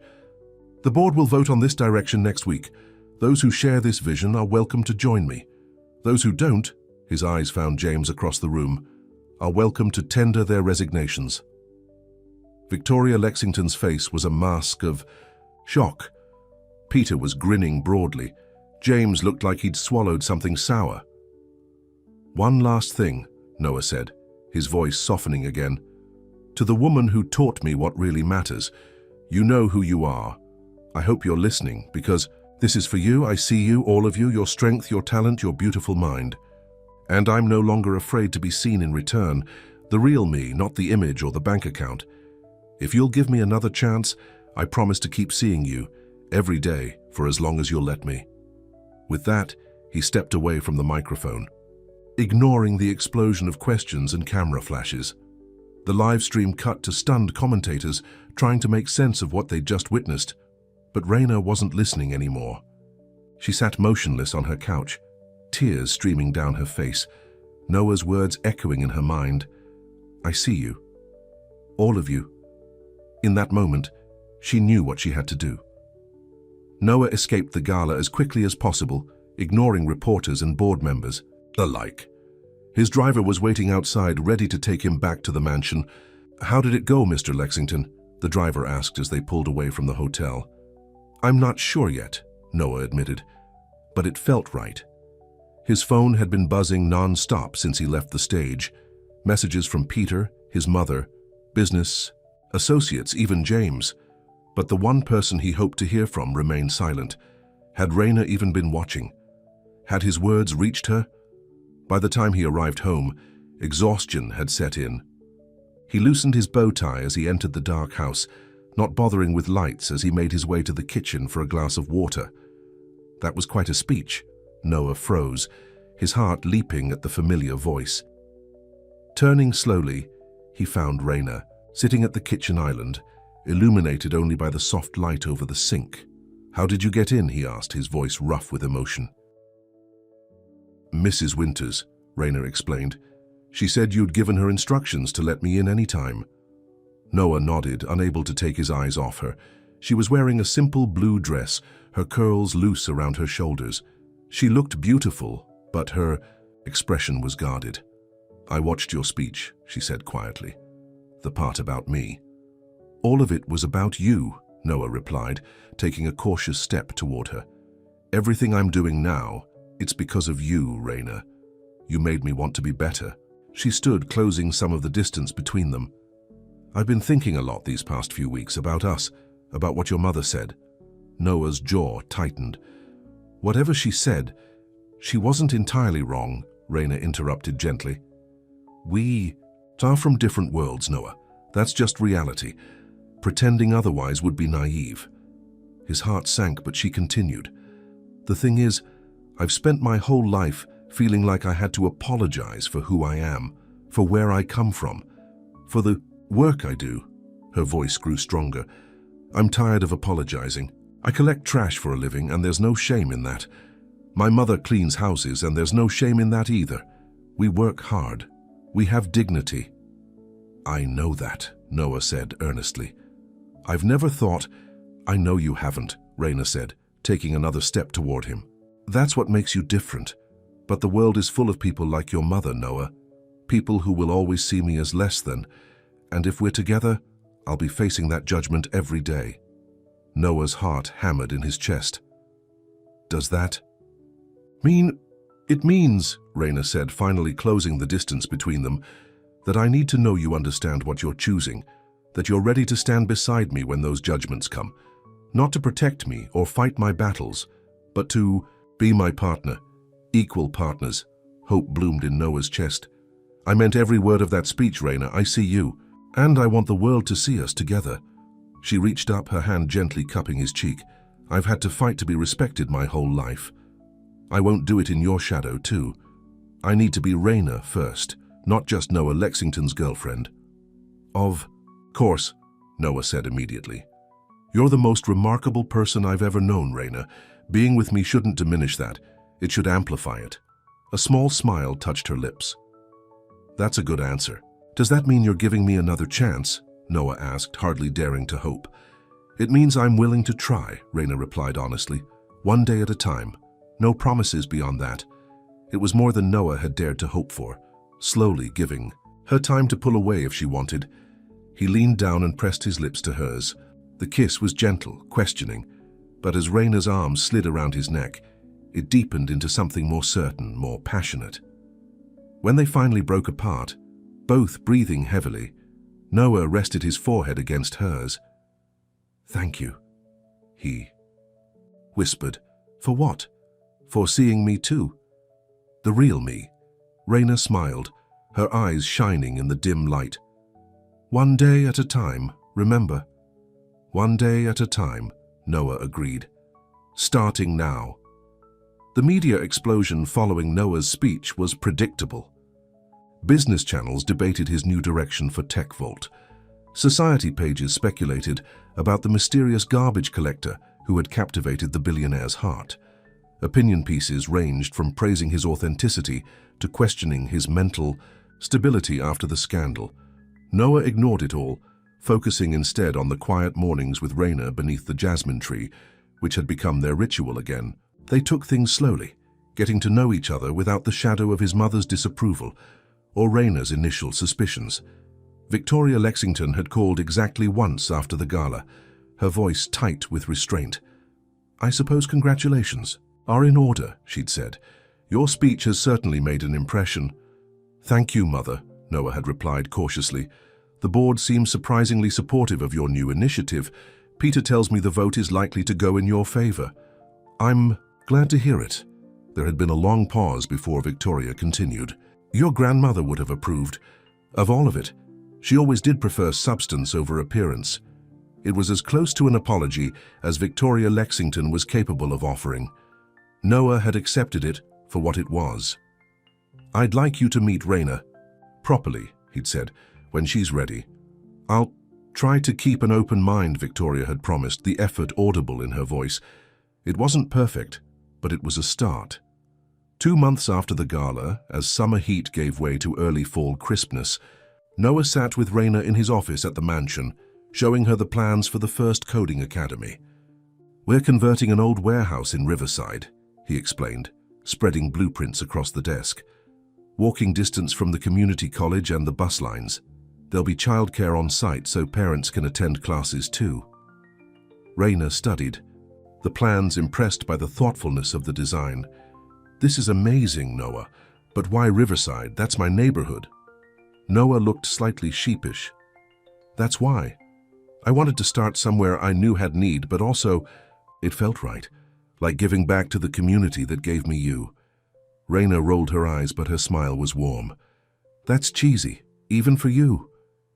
But sincere, he insisted, taking her hand. Actually, there's something else I wanted to ask you. What's that? The academy needs someone to teach creative writing, to help students document their journeys, share their stories. It's a paid position, part-time to start. He watched her face carefully. I thought of you immediately. Raina's expression turned wary. Noah, I don't have a degree. I dropped out, remember? This isn't about degrees, it's about talent and passion, both of which you have in abundance. He squeezed her hand. Just think about it. The director wants to interview candidates next week. Interview? Raina repeated. So I wouldn't just get the job because of us? Absolutely not, Noah assured her. I recommended you, but the decision isn't mine. That's important to me, and I thought it would be to you too. Raina nodded slowly. It is, I'll think about it. A week later, she interviewed with Dr. Eliza Chen, the formidable director Noah had hired to run the academy. Raina had been nervous, but her passion for writing and her personal experience growing up in Riverside had resonated with Dr. Chen. You understand these students, Dr. Chen had said. You've walked in their shoes. That's something no degree can teach. When she was offered the position, Raina accepted with a mixture of excitement and trepidation. It would mean cutting back on her sanitation department hours, taking a step toward a different future. Are you sure about this? She asked Noah the night after accepting the job. They were having dinner at her small apartment, something Noah had insisted on, wanting to spend time in her world as much as she spent time in his. About what, he asked, looking up from the pasta he was serving. About all of it. The academy. Me teaching there. Us. She gestured between them. It's a lot of change very quickly. Noah set down the serving spoon and took her hands. Raina, look at me. When she met his eyes, he continued, I've never been more sure of anything in my life. The academy is the right thing to do, not just for publicity or to feel good about myself, but because it's genuinely needed. And you're perfect for that teaching position because you have a gift with words and a perspective those students will relate to. And us? She pressed. Noah's expression softened. That's the easiest answer of all. Yes, I'm sure about us, more sure every day. Raina searched his face, finding only sincerity. Okay, she said finally. Then I'm sure too.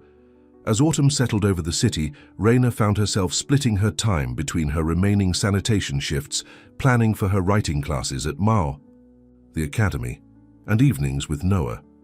They alternated between his estate and her apartment, between fancy restaurants where heads turned when they entered, and local diners where the waitresses knew Raina by name. It wasn't always easy. There were still stares when they were out together, still whispers about the billionaire and the garbage collector. Victoria Lexington made an effort during their occasional lunches, but her smiles remained tight, her questions about Raina's background just a bit too pointed. But there were beautiful moments too.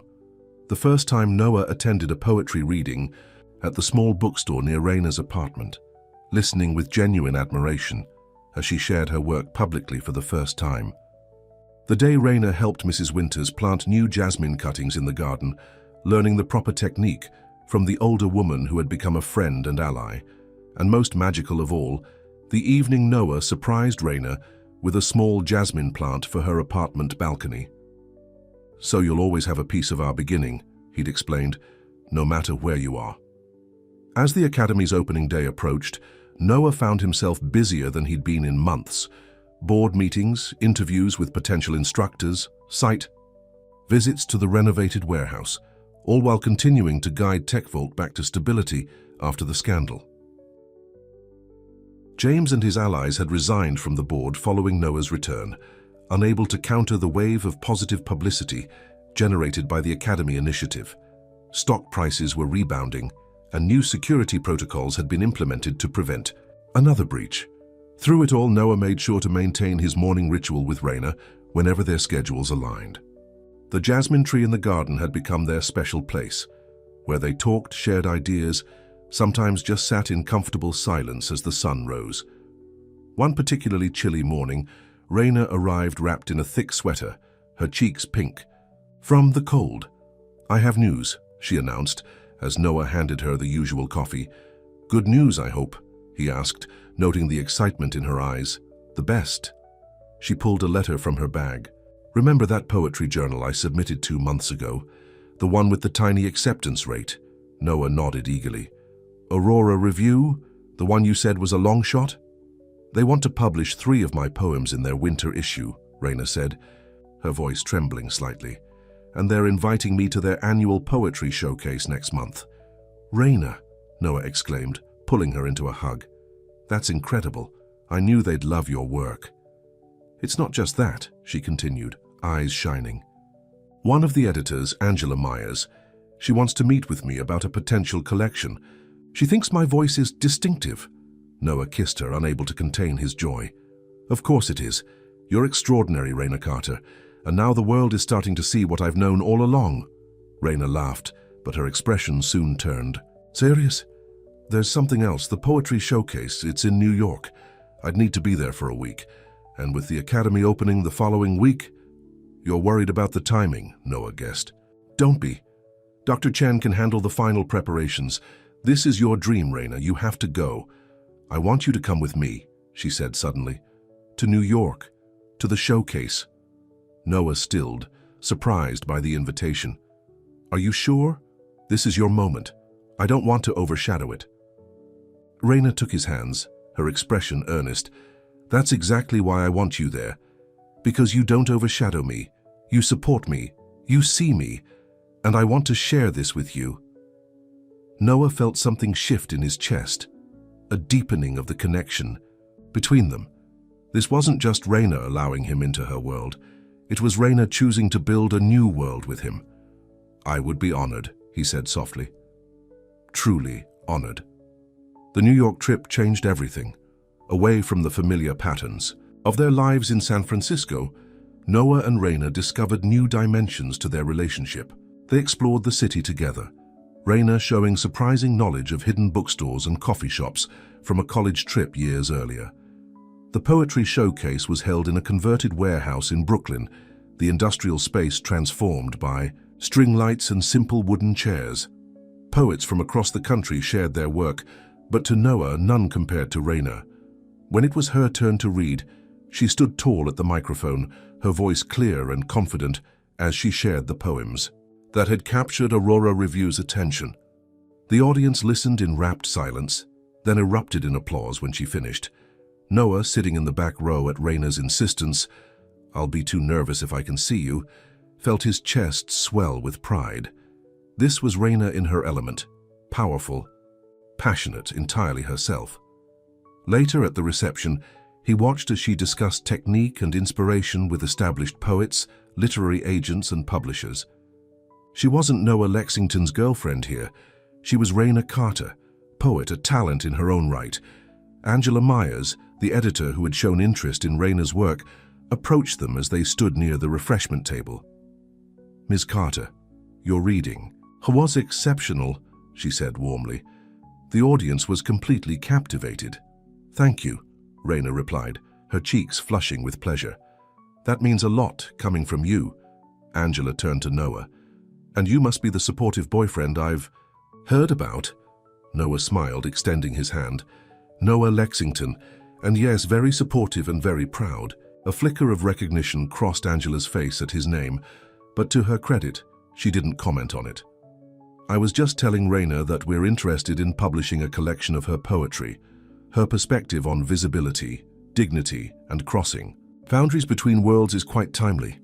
"It certainly is," Noah agreed, squeezing Raina's hand. "We'd want to move fairly quickly," Angela continued. "Would spring publication work for you, Raina?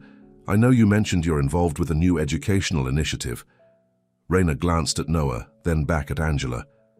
"Spring would be perfect. The academy will be up and running by then, and my teaching schedule is part-time." "Excellent, I'll have contracts sent to you next week." Angela smiled warmly. "I think this is the beginning of something special, Raina. Your voice deserves to be heard." As Angela moved away to greet other guests, Raina turned to Noah, her eyes wide with disbelief. "Did that just happen? Am I really getting a book published?" "You really are," Noah confirmed, pulling her close.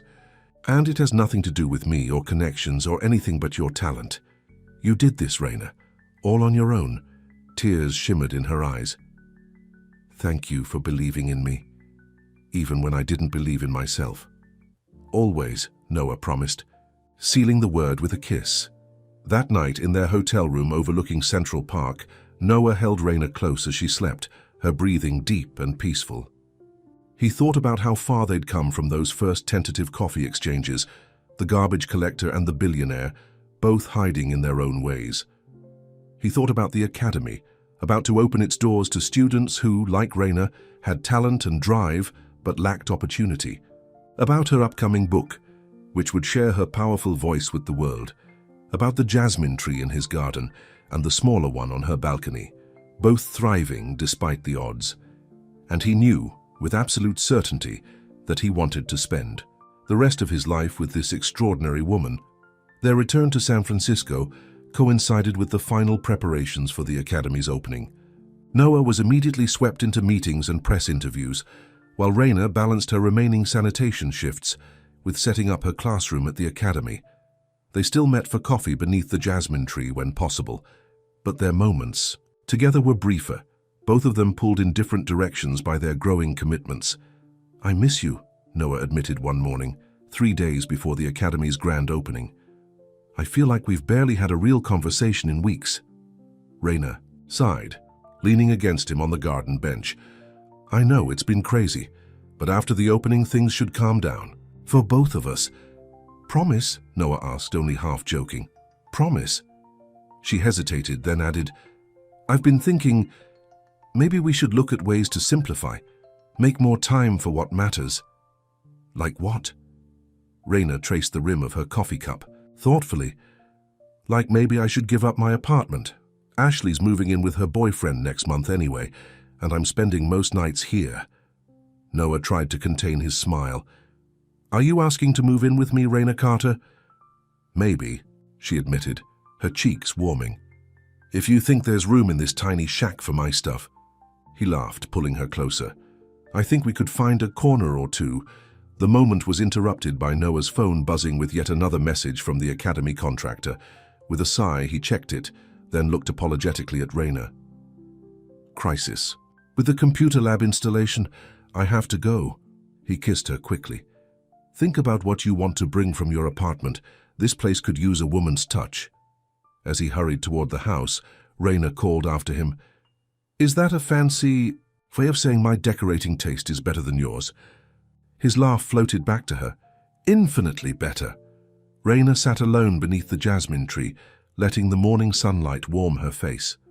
So much had changed in the months since she'd first seen Noah watching her from his window. Sometimes it felt like a dream. The book deal, the teaching position, falling in love with a man she would have once thought completely out of her league. But it wasn't a dream. It was her life now, a life she'd chosen, fought for, earned. Standing, she gathered their coffee cups and headed toward the house. There was still work to be done, still battles to fight. Victoria Lexington remained a chilly presence at family dinners. There were still stares when she and Noah went out together. The world didn't change its prejudices overnight, but they were building something real, something lasting, and that was worth every struggle. The Academy's opening day dawned clear and bright. News crews gathered outside the renovated warehouse, capturing footage of the sleek modern facility that had risen from the abandoned building. Inside, instructors made last-minute preparations to classrooms equipped with state-of-the-art technology. Raina stood in her writing classroom, arranging books on the shelves, classics alongside contemporary poets, with special emphasis on voices from marginalized communities. Her own collection wouldn't be published until spring, but Angela had sent advance copies of the winter issue of Aurora Review, featuring Raina's poems. She'd placed them prominently on her desk, a reminder to her future students that their voices mattered too. Noah found her there, straightening a row of journals. He leaned against the doorframe, watching her with undisguised admiration. Professor Carter, he said, making her turn, your classroom looks amazing. Raina smiled, surveying her work with pride. It does, doesn't it? I still can't believe this is real. Believe it, Noah said, crossing to her. You earned this, Raina. Your talent, your perspective. The Academy is lucky to have you. And what about you? She asked, wrapping her arms around his waist. Are you lucky to have me too? The luckiest man alive, he replied without hesitation, kissing her softly. Now come on. The ribbon-cutting ceremony starts in 10 minutes, and Dr. Chen is looking for you. The main atrium was filled with community members, potential students, press and local officials. Noah stood at the podium with Dr. Chen and the mayor, while Raina took her place with the other instructors. As Noah began his speech about opportunity and access, about bridging divides between communities, his eyes found Raina in the crowd. The connection between them was palpable, a shared pride in what they'd created together. This academy represents a new beginning, Noah concluded, not just for the students who will learn here, but for all of us who believe that talent and determination should matter more than zip code or bank balance. That's the future I want to help build. A future where everyone is seen. The words echoed Raina's poem, the one he'd found by accident all those months ago. She felt tears prick her eyes as the crowd applauded, as the ceremonial ribbon was cut, as the Academy officially opened its doors. Later, as they mingled with guests at the reception, Victoria Lexington approached them. She'd arrived late, missing the ceremony, but making a point to appear at the reception where photographers were still present. Congratulations, Noah, she said, air-kissing his cheek. The Academy is impressive. Your grandmother would have been proud. Thank you, Mother, Noah replied, his arm steady around Raina's waist. I think so too. Victoria turned to Raina, her smile polite, if not warm. And congratulations to you as well, Ms. Carter. I understand you'll be teaching writing here. Yes, Raina confirmed, meeting her gaze steadily. Creative writing and personal narrative. How fitting, Victoria said, her tone carefully neutral. Noah tells me you're quite talented. Before Raina could respond, a young woman approached them hesitantly. Excuse me, she said, her voice timid. Are you Raina Carter, the poet? Raina turned, surprised. Yes, I am. The young woman held up a copy of Aurora Review. I read your poems, they're amazing. The way you write about being invisible but still having fire inside, it's like you wrote it about me. Raina's heart swelled. Thank you. That means more than... You know, I was wondering, will you be teaching adult classes too, not just the high school program? Yes, we'll have evening classes 3 times a week, Raina explained, warming to the young woman's genuine interest. Are you interested in enrolling? Definitely. I work full-time, but I've always wanted to write. Just never thought someone like me could be a real writer, you know. I know exactly what you mean, Raina said softly. But you can. We all can. As the young woman thanked her and moved away, clutching the journal like a treasure, Raina became aware of Victoria watching, the interaction with an unreadable expression. You inspire them, Victoria said, sounding genuinely surprised. That's quite a gift. It was the first compliment Victoria had ever given her, and Raina accepted it with a simple nod. Thank you, Mrs. Lexington. Victoria glanced between her and Noah, something shifting in her gaze. Perhaps you could join us for dinner next Sunday. At my penthouse, I'd like to hear more about your poetry. The invitation was stiff, but it was an invitation nonetheless. A small step, but significant. I'd like that, Raina said, feeling. Noah squeezed her waist supportively.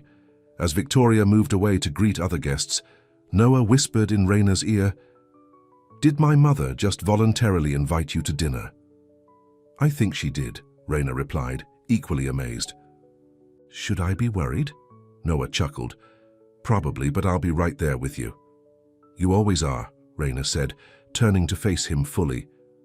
Thank you for that, for seeing me when no one else did. Noah's expression grew serious. You saw me too.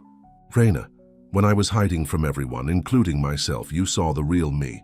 Around them, the reception continued, excited voices discussing the Academy's programs, photographers capturing the renovated space, community members imagining new possibilities. But in that moment, it was just the two of them, connected by something deeper than circumstance or attraction. I love you, Noah said simply. More than I ever thought possible. Raina's smile was radiant. I love you too. Every day a little more. As they rejoined the celebration, Raina felt a sense of completion. Not an ending. They had too much left to build together for that. But the closing of one chapter and the beginning of another. From hidden poems and morning coffee to a future, limited only by their imagination. A future where they were both, finally, truly seen. 1 year later, the spring morning was perfect. Clear blue skies, a gentle breeze carrying the scent of flowers, and sunshine warming the garden behind the Lexington estate. The jasmine tree, now fuller and more vibrant than ever, created a natural canopy over the small gathering of chairs arranged in a semicircle beneath it. In the kitchen, Mrs. Winters was putting final touches on a breakfast spread while humming, softly to herself. The past year had brought more life and joy to the old house than she'd seen in decades, and today was the culmination of that transformation. Upstairs, in what had once been a rarely used guest room, but was now very much her space, Raina stood before the full-length mirror, hardly recognizing herself. The simple white dress she wore was elegant without being fussy, flowing to just below her knees with delicate lace details at the sleeves. Her dark curls were adorned with small white flowers, and around her neck hung a pendant containing a pressed jasmine blossom, Noah's gift on the day her poetry collection was published. You look beautiful, Maria Carter said, entering the room with misty eyes. She was dressed in her Sunday best, a deep blue dress that complemented her warm brown skin and silver-streaked hair. Thanks, Mama, Raina replied, smoothing her hands over the dress nervously. I still can't believe this is happening. Believe it, Maria said firmly, adjusting a flower in Raina's hair. You deserve every bit of happiness coming your way. A soft knock at the door preceded Ashley's entrance. In the past year, Raina's former roommate had become a close friend to both her and Noah, one of the few people who had supported their relationship from the beginning. The guests are arriving, Ashley announced, looking elegant in her role as Raina's maid of honor. And your groom is pacing the garden like he's afraid you might change your mind. Raina laughed, the sound easing some of her nervousness. If I would, after all we've been through. Well, let's not keep him waiting then, Maria said, picking up the small bouquet of jasmine and white roses from the dresser. My daughter is about to become Mrs. Lexington.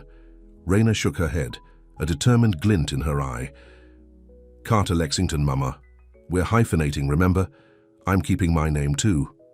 Maria smiled proudly. Of course you are. I wouldn't expect anything less. As they made their way downstairs, Raina's mind drifted over the incredible year that had led to this day. The academy had flourished, with enrollment exceeding all projections. Her poetry collection, The Woman in the Orange Vest, had been published to critical acclaim, even earning a nomination for a prestigious literary award. And Noah had transformed TechVault into a model of ethical technology development, with new initiatives focused on privacy protection and educational access. But more important than their professional successes had been the growth of their relationship. Living together in the Lexington estate, they'd learned the rhythms of each other's lives. Noah's tendency to work late when inspired by a new idea, Raina's habit of reading poetry aloud while cooking, their shared love of Sunday morning walks. Through the garden, they'd weathered challenges too. Victoria Lexington had taken time to truly accept Raina, their Sunday dinners initially tense affairs that gradually warmed as Victoria recognized her son's genuine happiness. There had been articles in gossip magazines about the billionaire and the garbage collector, some kind, some cruel, and they'd both had moments of doubt, wondering if their different backgrounds would eventually drive them apart. But each challenge had only strengthened their bond, confirming what they'd sensed from those first mornings beneath the jasmine tree, that what they had was rare and worth fighting for.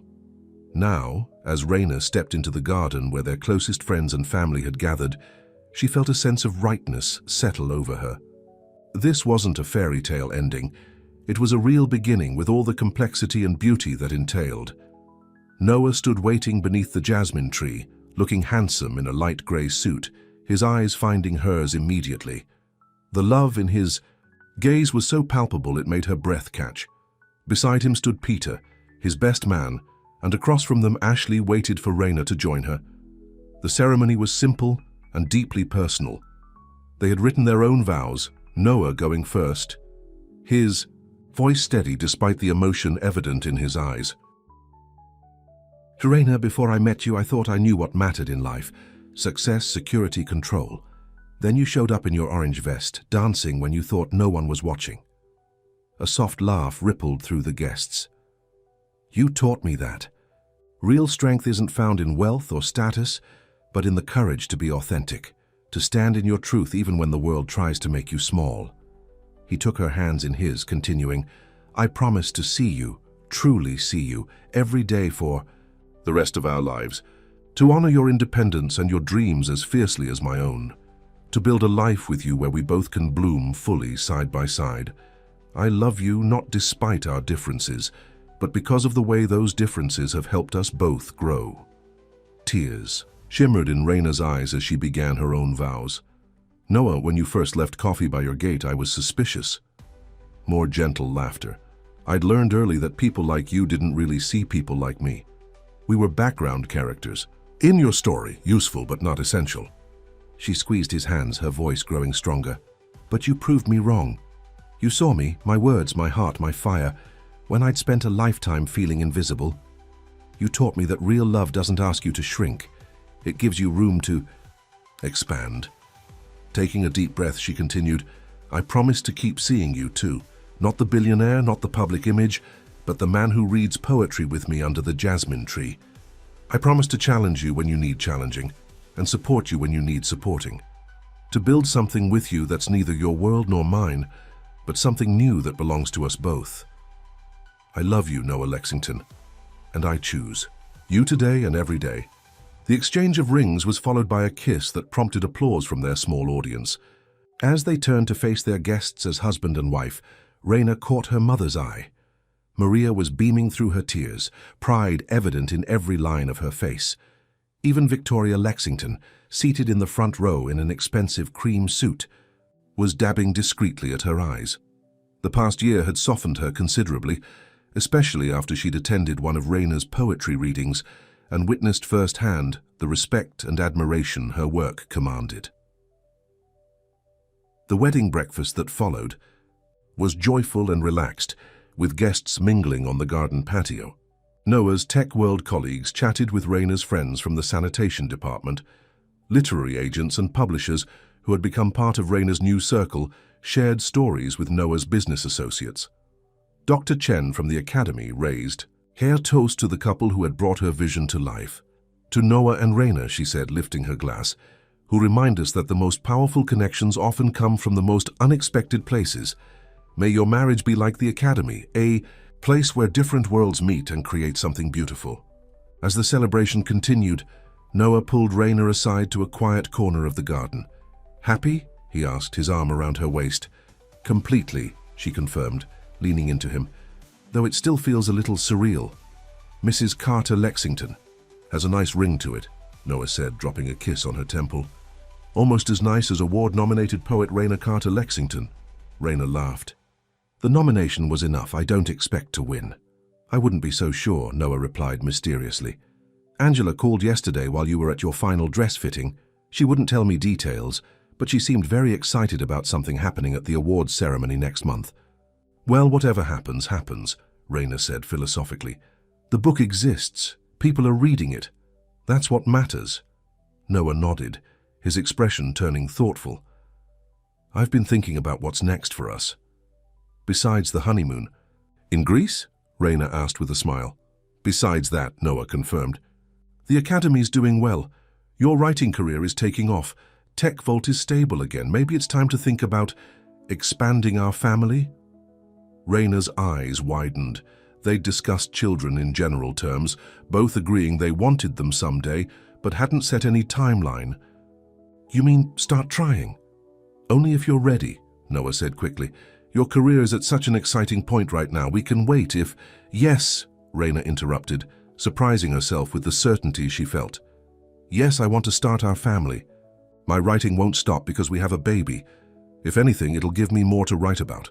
The joy that spread across Noah's face was answer enough, but he pulled her close and kissed her deeply, conveying without words everything she meant to him. Ahem, a voice interrupted them. They turned to find Victoria standing nearby, looking slightly uncomfortable at having caught them in an intimate moment. Mother, Noah acknowledged, keeping his arm around Raina. Enjoying the celebration? Very much, Victoria replied, her usual poise in place. It's tasteful, elegant in its simplicity. Coming from Victoria, this was high praise indeed. Thank you for coming, Raina said sincerely. It means a lot to both of us. Victoria nodded, then seemed to steel herself for what she wanted to say next. I have something for you, a wedding gift. She held out a small velvet box. It was Eleanor's, Noah's, grandmother's. She would have wanted you to have it, Raina. Surprised, Raina accepted the box and opened it carefully. Inside was an antique pearl and diamond bracelet, delicate and clearly valuable, but not ostentatious. It's beautiful, Raina breathed, touching the pearls gently. Eleanor wore it on her wedding day, Victoria explained. And I wore it on mine. It's a family tradition. The significance of the gesture wasn't lost on either Noah or Raina. By giving her this family heirloom, Victoria was truly acknowledging Raina as part of the Lexington family, not as an outsider who had married in, but as a rightful member. Thank you, Raina said, emotion making her voice husky. I'll treasure it. Victoria nodded, the closest she would come to expressing the complicated mix of feelings she had about her new daughter-in-law. Welcome to the family, Raina. As Victoria walked away to rejoin the other guests, Noah helped Raina fasten the bracelet around her wrist. That was unexpected, he murmured. A good unexpected, Raina replied, admiring how the pearls gleamed against her skin. Maybe she's finally seeing me. She is, Noah confirmed. How could she not? You're impossible to overlook, Raina Carter Lexington. You always were. 1 month later, Raina sat nervously in the auditorium of the Westfield Literary Center, where the National Poetry Society was holding its annual award ceremony.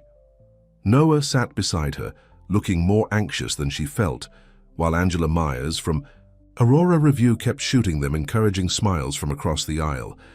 "You're fidgeting," Raina whispered to Noah as another category was announced. "I'm supposed to be the nervous one here." "Can't help it," he whispered back. "I want this for you so badly."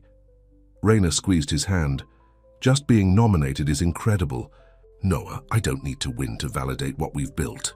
Before he could respond, the presenter returned to the podium. Our next category is the Emerging Voice Award, recognizing exceptional work from a debut poet. The nominees are, as Raina's name was read aloud, along with the title of her collection, Noah squeezed her hand so tightly she almost winced. The other 4 nominees were all graduates of prestigious MFA programs, their biographies impressive and intimidating. And the award goes to... The presenter paused dramatically, opening the envelope. "Raina Carter, for the woman in the orange vest?" For a moment, Raina couldn't move, couldn't breathe. Had she heard correctly? Noah was already on his feet, applauding wildly, his face split in a grin of pure joy. Angela was clapping just as enthusiastically, nodding as if to say, "This is what I couldn't tell you." Somehow Raina made her way to the stage, accepted the beautiful glass award, and found herself at the microphone, staring out at a sea of literary faces. "Thank you," she began, her voice steadier than she expected. "This is overwhelming. A year ago I was collecting garbage before dawn, writing poems that I never thought anyone would read. Now I'm standing here holding this beautiful award because someone saw value in my words." She took a deep breath, continuing, "My mother taught me that dignity comes from within, not from what others think of you. But she also taught me that everyone deserves to be seen, really seen. My poetry is about that journey, from invisibility to visibility, from shame to pride, from hiding to blooming." Her eyes found Noah in the audience, his gaze never leaving her face. "I want to thank my husband Noah, who first saw me when I thought I was invisible. My mother Maria, who taught me to stand tall no matter what. My editor, Angela, who believed in my voice.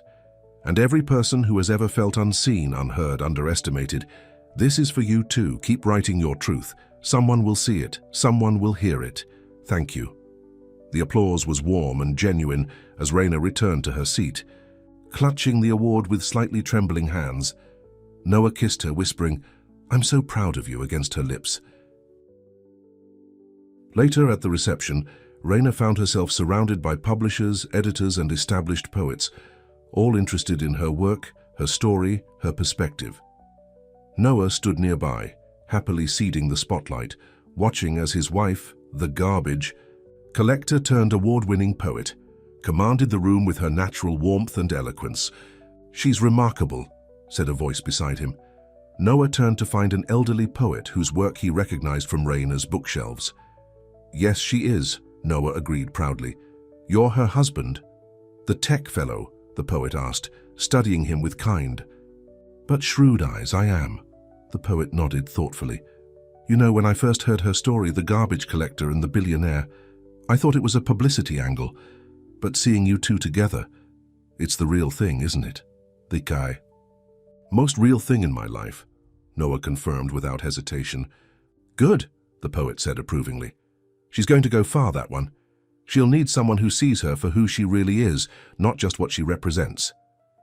Noah's eyes found Raina across the room, laughing at something Angela had said, her face alight with joy and confidence. "I've always seen her," he said softly, "even when she was just the woman in the orange vest, dancing when she thought no one was watching." The Poetry Award changed things, just as the Academy had, just as Noah's speech at the gala had a year earlier. Each milestone in their life together had shifted their path slightly, opening new doors, creating new possibilities. After the ceremony, Raina was offered a position teaching creative writing at the community college where she'd once been a student. It was part-time, allowing her to continue her classes at the academy while also working on her second poetry collection. The sanitation department job had been left behind months ago, though Raina still kept in touch with Jerry and her former colleagues. Noah had stepped back from daily operations at Tech Vault, maintaining his role as chairman, but focusing more on the educational initiatives that had become his passion. He and Peter were developing a scholarship program for academy graduates who wanted to pursue higher education in technology fields. 3 months after the wedding, as summer heat gave way to early fall crispness, Raina and Noah sat beneath the jasmine tree for their morning coffee ritual. Though they now shared a bed, a home, a life, they had maintained this special time together, a quiet moment before the day's demands pulled them in different directions. "I have news," Raina said, setting down her coffee cup carefully. Noah looked up from the tech journal he'd been scanning. "Good news, I hope." "The best," Raina replied, her eyes shining. "Remember that conversation we had at our wedding? About expanding our family?" Noah went very still, his eyes widening as he processed her meaning. "Are you—" Raina nodded, a smile blooming across her face. 8 weeks, I confirmed it with the doctor yesterday." "We're having a baby." Noah's voice was filled with wonder and joy. "We're really having a baby?" "We really are," Raina confirmed, laughing as Noah knelt before her chair, placing his hands gently on her still flat stomach. "Hello in there," he said softly. "I'm your dad, and this amazing woman is your mum. You're the luckiest baby in the world, you know that? Your mum is a poet, a teacher, the strongest person I've ever known, and I'm just the guy who fell in love with her when she was collecting my trash." Raina laughed through happy tears, covering his hands with her own. A simplification, but essentially accurate. Noah looked up at her, his expression serious despite his smile. "Our worlds were so different, Raina, but look what we've built together. Look at the new world we're creating." "Our own world," Raina agreed, leaning down to kiss him. Under the jasmine tree, they decided to wait until the first trimester was over before sharing their news. When they finally told Maria, she wept with joy, immediately beginning plans for all the things she would teach her grandchild. Victoria's reaction was more restrained, but genuinely pleased, especially when they asked if she would help design the nursery. "Really? You want my input?" Victoria asked, surprised by the invitation. "You have excellent taste, Mother," Noah said simply, "and you're going to be this child's grandmother. We want you involved." It was another small step in the ongoing evolution of their relationship with Victoria. Not perfect, not always easy, but steadily improving as she witnessed their happiness and success. The nursery took shape in a sunny room near their bedroom, with Victoria and Maria finding unexpected common ground in their discussions of color schemes and furniture arrangements. The room combined elements from both Noah and Raina's childhoods, classic children's books that Eleanor had read to Noah, handmade quilts from Maria's family tradition, a small framed copy of Raina's first published poem. As Raina's body changed, with the growing life inside her, she found new inspiration for her writing. Her second collection began to take shape, poems about legacy, about the blending of worlds, about the miracle of creating something entirely new from two separate beings. Noah had never been more attentive, more present. He attended every doctor's appointment, read every pregnancy book he could find, and spent evenings talking to Raina's expanding belly, sharing stories about his grandmother, about how he and Raina had met, about the world their child would enter. "World where garbage collectors can become award-winning poets," he would say. "Where billionaires can learn what really matters. Where jasmine grows in both mansion gardens and apartment balconies." The pregnancy progressed smoothly, though Raina experienced the typical discomforts of morning sickness and fatigue. Her teaching schedule was adjusted to accommodate her changing energy levels, and Noah made sure she had time to rest and write. In her 7th month, as spring returned to the city, Raina sat grading student papers in her academy classroom when Dr. Chen appeared at the door. "You have a visitor," she announced with a smile. A rather insistent one. Noah entered carrying a small potted tree and looking both excited and slightly sheepish. "I know you have papers to grade, but this couldn't wait." Raina raised an eyebrow, one hand resting on her rounded belly. "What couldn't wait?" "This," Noah said, setting the pot on her desk. It contained a small jasmine tree, already showing tiny buds that would soon become fragrant white flowers. "For the baby's room. I spoke to a horticulturist, and this variety is perfectly safe for nurseries. It's a cutting from our tree, the one in the garden. Raina touched the delicate leaves, understanding immediately the significance of his gift. So our child will always have a connection to where we began. Exactly, Noah said, relieved she understood. A piece of our story to grow alongside them. Dr. Chen, who had lingered in the doorway, shook her head with a smile. You two give me hope for humanity, you know that? When I think about how unlikely your relationship was, and yet look at what you've created together. Nothing's unlikely when you see someone for who they really are, Raina said softly, her eyes meeting Noah's over the small jasmine tree. When you're truly seen, anything is possible. Their daughter was born on a warm May morning, entering the world with a strong cry that made both her parents laugh through their tears. They named her Eleanor Maria Carter Lexington, a name that honored both sides of her heritage, both parts of her story. She has your eyes, Noah whispered as he held his daughter for the first time, marveling at the perfect tiny face looking up at him, and your determination. Did you see how strongly she gripped the doctor's finger? She has your chin, Raina observed, exhausted but radiant. That stubborn little cleft. As news of Eleanor's birth spread, the hospital room filled with flowers, gifts and visitors. Maria arrived first, taking her granddaughter in her arms with practiced ease and immediate love. Victoria appeared later, bringing a small silver rattle that had belonged to Noah as a baby, and awkwardly but sincerely congratulating Raina on a perfect granddaughter. In the quiet moments between visitors, as Eleanor slept peacefully in her bassinet, Noah sat beside Raina's bed, holding her hand and watching their daughter with wonder. "What are you thinking?" Raina asked, noting his thoughtful expression. "About how many coincidences had to align for us to find each other," Noah replied. "If I hadn't been hiding out at my grandmother's house, if you hadn't been assigned that route, if you hadn't dropped your poem that morning—" "Not coincidences," Raina corrected gently. "Choices. You chose to see me. I chose to trust you. We both chose to fight for what we were building, even when it seemed impossible." Noah nodded, bringing her hand to his lips. "And now we have her, our greatest collaboration, the beginning of our greatest chapter," Raina agreed, her eyes drifting to their sleeping daughter. Eleanor's story. 3 years later, the Carter Lexington home buzzed with activity as guests arrived for Eleanor's 3rd birthday party.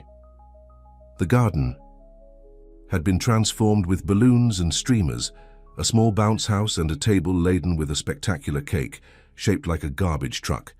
Eleanor's current obsession, inspired by the stories her parents told about how they met. The little girl herself darted through the crowd, her dark curls flying behind her, greeting each arrival with infectious enthusiasm. She had Noah's smile and Raina's expressive eyes, and a personality entirely her own, curious, determined, joyful.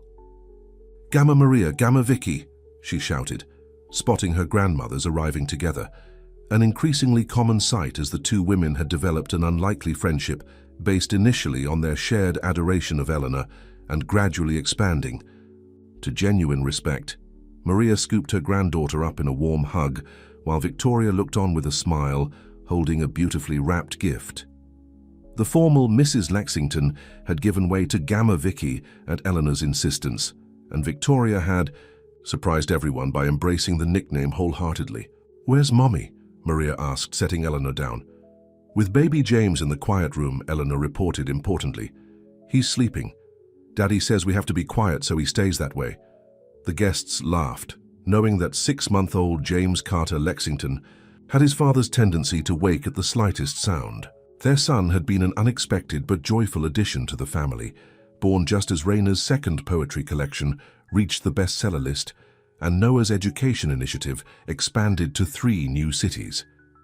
"I'll go check on them," Noah said, appearing with a tray of drinks. "Eleanor, why don't you show Gamma Maria and Gamma Vicky your jasmine tree? It has new flowers." Eleanor nodded eagerly, taking both grandmothers by the hand and leading them to the corner of the garden, where her small jasmine tree, a descendant of the original one, was thriving in its own special pot.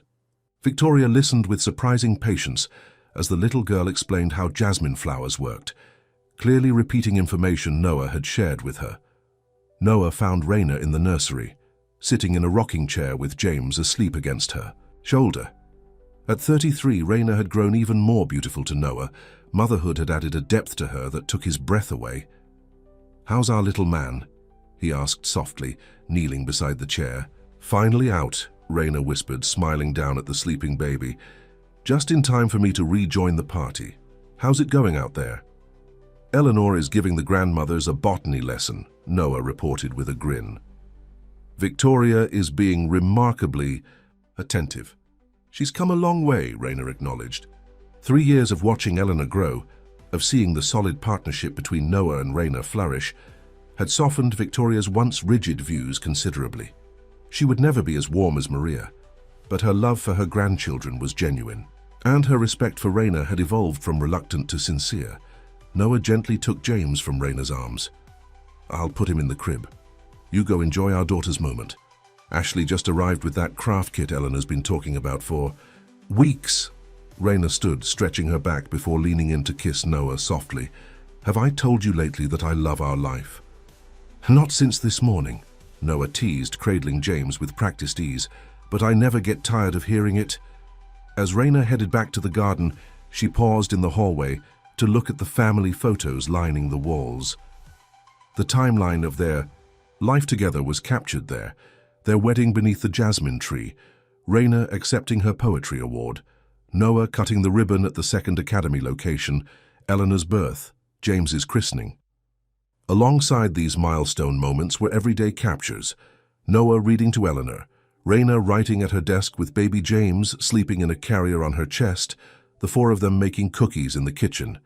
It was a beautiful life, not perfect, not without challenges, but rich with love and purpose. She and Noah still had their differences, still approached problems from their unique perspectives, but those differences had become strengths in their partnership rather than obstacles. The garden was filled with the people who mattered most to them. Ashley and her husband chatted with Peter and his new fiancée. Jerry from the sanitation department, now retired, was showing Eleanor how to properly throw a ball. Dr. Chen was deep in conversation with Angela Myers about a new writing program at the academy. Maria and Victoria sat side by side at the picnic table, an unlikely but genuine friendship that still surprised everyone. And in the center of it all stood the jasmine tree, larger now, its fragrant flowers in full bloom, its branches creating a natural canopy over the party. The tree where Noah had first truly seen Raina, where they had shared coffee and stories and eventually vows, where their children now played and grew. As Eleanor spotted her and ran over with outstretched arms, Raina felt a wave of gratitude so intense it brought tears to her eyes. For the little girl who called her name with such joy, for the baby boy sleeping upstairs, for the man who had looked past her orange vest and seen the fire within her, for the poem she'd accidentally dropped that had changed everything. "Mommy, come see my presents." Eleanor tugged at her hand, impatient for her mother to join the festivities. "I'm coming, sweetheart," Raina assured her, allowing herself to be pulled into the celebration. From the nursery window, Noah watched his wife and daughter, James still sleeping peacefully in his arms. The sight of Raina laughing in the garden, surrounded by friends and family who truly saw and valued her, filled him with a contentment he'd never imagined possible during those dark days after Vanessa's betrayal.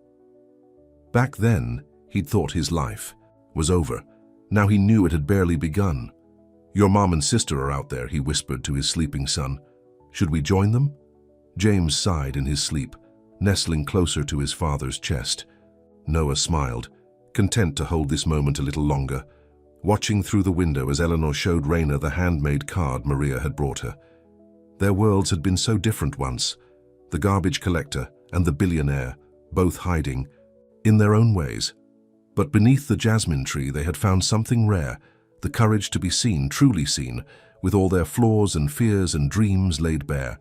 And in that seeing, they had created something beautiful, not just a family, but a new way of being in the world. Together, Noah had read somewhere that jasmine symbolized love, happiness, and eternal life. Standing there with his son in his arms, watching his wife and daughter in the garden below, he thought his grandmother had chosen well all those years ago when she planted the first jasmine tree.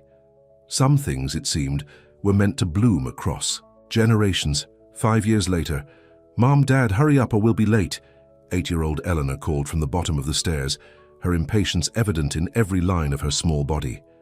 At her side, 5-year-old James bounced on his toes, equally excited though less vocal about it. "We're coming, Ellie," Raina replied, emerging from the bedroom with Noah close behind. "The bookstore isn't going anywhere." "But you promised we could be in the front row," Eleanor reminded her, hands on her hips in a pose so reminiscent of Maria that Raina had to stifle a laugh. "And Uncle Jerry said he'd save seats for us, but only if we're not late." "Then we better get moving," Noah said, scooping James up and tickling him until he giggled. "Can't keep our audience waiting, can we, honey?" Raina smiled, gathering her purse and the book she'd need for today's event. At 38, she had established herself as one of the country's most respected contemporary poets, with 3 collections published and a 4th in progress. Her work was taught in university courses, and she had been invited to speak at literary festivals across the country. But today's reading was special, the launch of her first children's book, The Girl Who Collected Stars, illustrated by a talented artist from the Academy's adult education program. The story about a young girl who worked at night gathering forgotten dreams and returning them to their owners was dedicated to Eleanor and James, who taught me that every story deserves to be told. The local bookstore where Raina had given her first public reading had expanded over the years, largely due to her continued support and the literacy programs she and Noah had established through the Academy. Today, its event space was packed with families, students, local officials and literary figures, all gathered to hear Raina read from her new book. Jerry, true to his word, had saved seats in the front row for the Carter-Lexington family.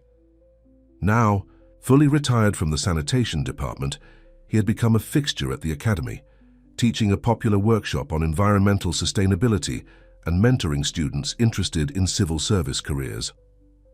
As Raina prepared to take the small stage, she felt Noah squeeze her hand encouragingly.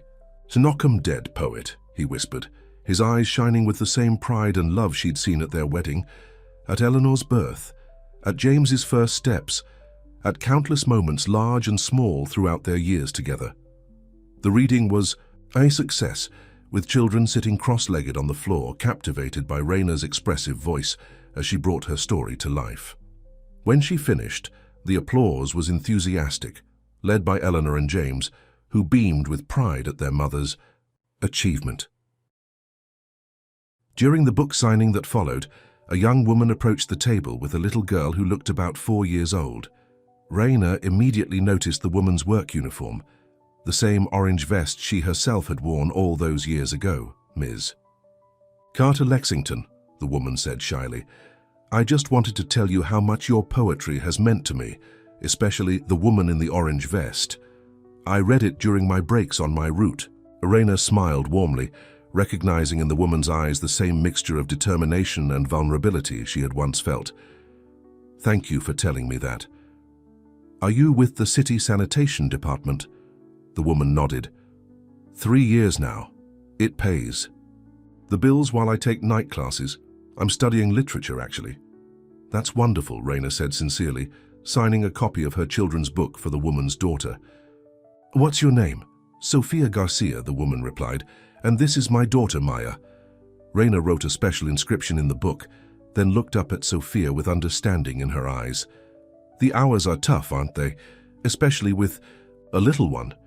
"Very tough," Sophia agreed, "but worth it. I'm going to finish my degree this time for both of us." "I have no doubt you will," Raina said. She hesitated, then added, "The academy where I teach has a scholarship program for working parents. Full tuition coverage, flexible schedules, even childcare. You should apply." Hope flickered in Sophia's eyes. "Really? I didn't know about that." "I'll give you the information before you leave," Raina promised. "And Sophia, don't ever let anyone make you feel less than because of the work you do. Dignity isn't determined by your job title." "I know," Sophia said, standing a little taller. "That's what your poetry taught me." After Sophia and Maya moved on, Noah appeared at Raina's side, having overheard the exchange while entertaining James nearby. "Another life you're changing," he observed quietly. Raina shook her head. She's changing her own life. I'm just opening a door the way others did for me. Later, as they walked home through the park near their house, Eleanor ran ahead with James following, their energy seemingly boundless despite the long day. Noah and Raina followed at a more leisurely pace, hands intertwined, comfortable in the Iggy rhythms they'd established over 8 years of marriage. I was thinking, Noah said, watching the children play, about that scholarship program for working parents. Raina encouraged, knowing from his tone that he had something specific in mind. What if we expanded it? Created a dedicated fund specifically for essential workers, sanitation, custodial staff, food service, all the people society depends on but often overlooks. Raina squeezed his hand. I think that's a wonderful idea. What brought this on? Seeing you with Sophia today, Noah admitted, remembering how we met, thinking about how many other talented people are out there, just needing someone to see. Them? To really see them, Raina agreed softly. They walked in companionable silence for a while, each lost in their own thoughts yet perfectly in tune with the other. Their life together had evolved in ways neither could have predicted that. First morning beneath the jasmine tree, more challenging in some ways, more rewarding in others, but always grounded in the mutual respect and genuine seeing that had drawn them together. Noah's tech education initiative had expanded to 12 cities across the country, with plans for international locations in development. Raina's writing had reached audiences she'd never imagined, and her teaching at both the academy and the community college had influenced hundreds of aspiring writers. Together, they had created not just a family but a legacy of connection across traditional boundaries of class and background. As they approached their home, Eleanor and James racing ahead to the front door, Raina paused to look at the garden, visible through the wrought iron gate. The jasmine tree at its center was in full bloom, its sweet scent carrying on the evening breeze. Sometimes I still can't believe this is my life, she confessed, looking up at Noah. The scared girl in the orange vest collecting trash before dawn. She never imagined this. Noah's expression was tender as he tucked a strand of hair behind her ear. She was always capable of this and more. She just needed to be seen. We both did, Raina said, rising on tiptoes to kiss him softly. And we still do, every day. Inside their home, Eleanor was already regaling Mrs. Winters, now retired but still a frequent visitor, with an elaborate account of the bookstore event, while James attempted to demonstrate a cartwheel in the foyer. The walls were lined with family photos, awards, children's artwork and framed poems. Books filled every available shelf, classics alongside contemporary works, poetry collections beside tech manuals, children's stories next to literary journals. Tsi was a home filled with words and love, with respect and growth, with the blending of two worlds that had once seemed impossibly far apart. As evening settled over the Carter-Lexington household, as Eleanor and James were tucked into bed with stories and kisses, as Raina and Noah settled on the porch swing overlooking their garden, the jasmine tree stood as a silent witness to the journey they had taken together, from those first coffee exchanges to a family built on love and mutual respect, from invisibility to being truly seen, from separate worlds to one shared life, blooming beneath the jasmine tree. The end.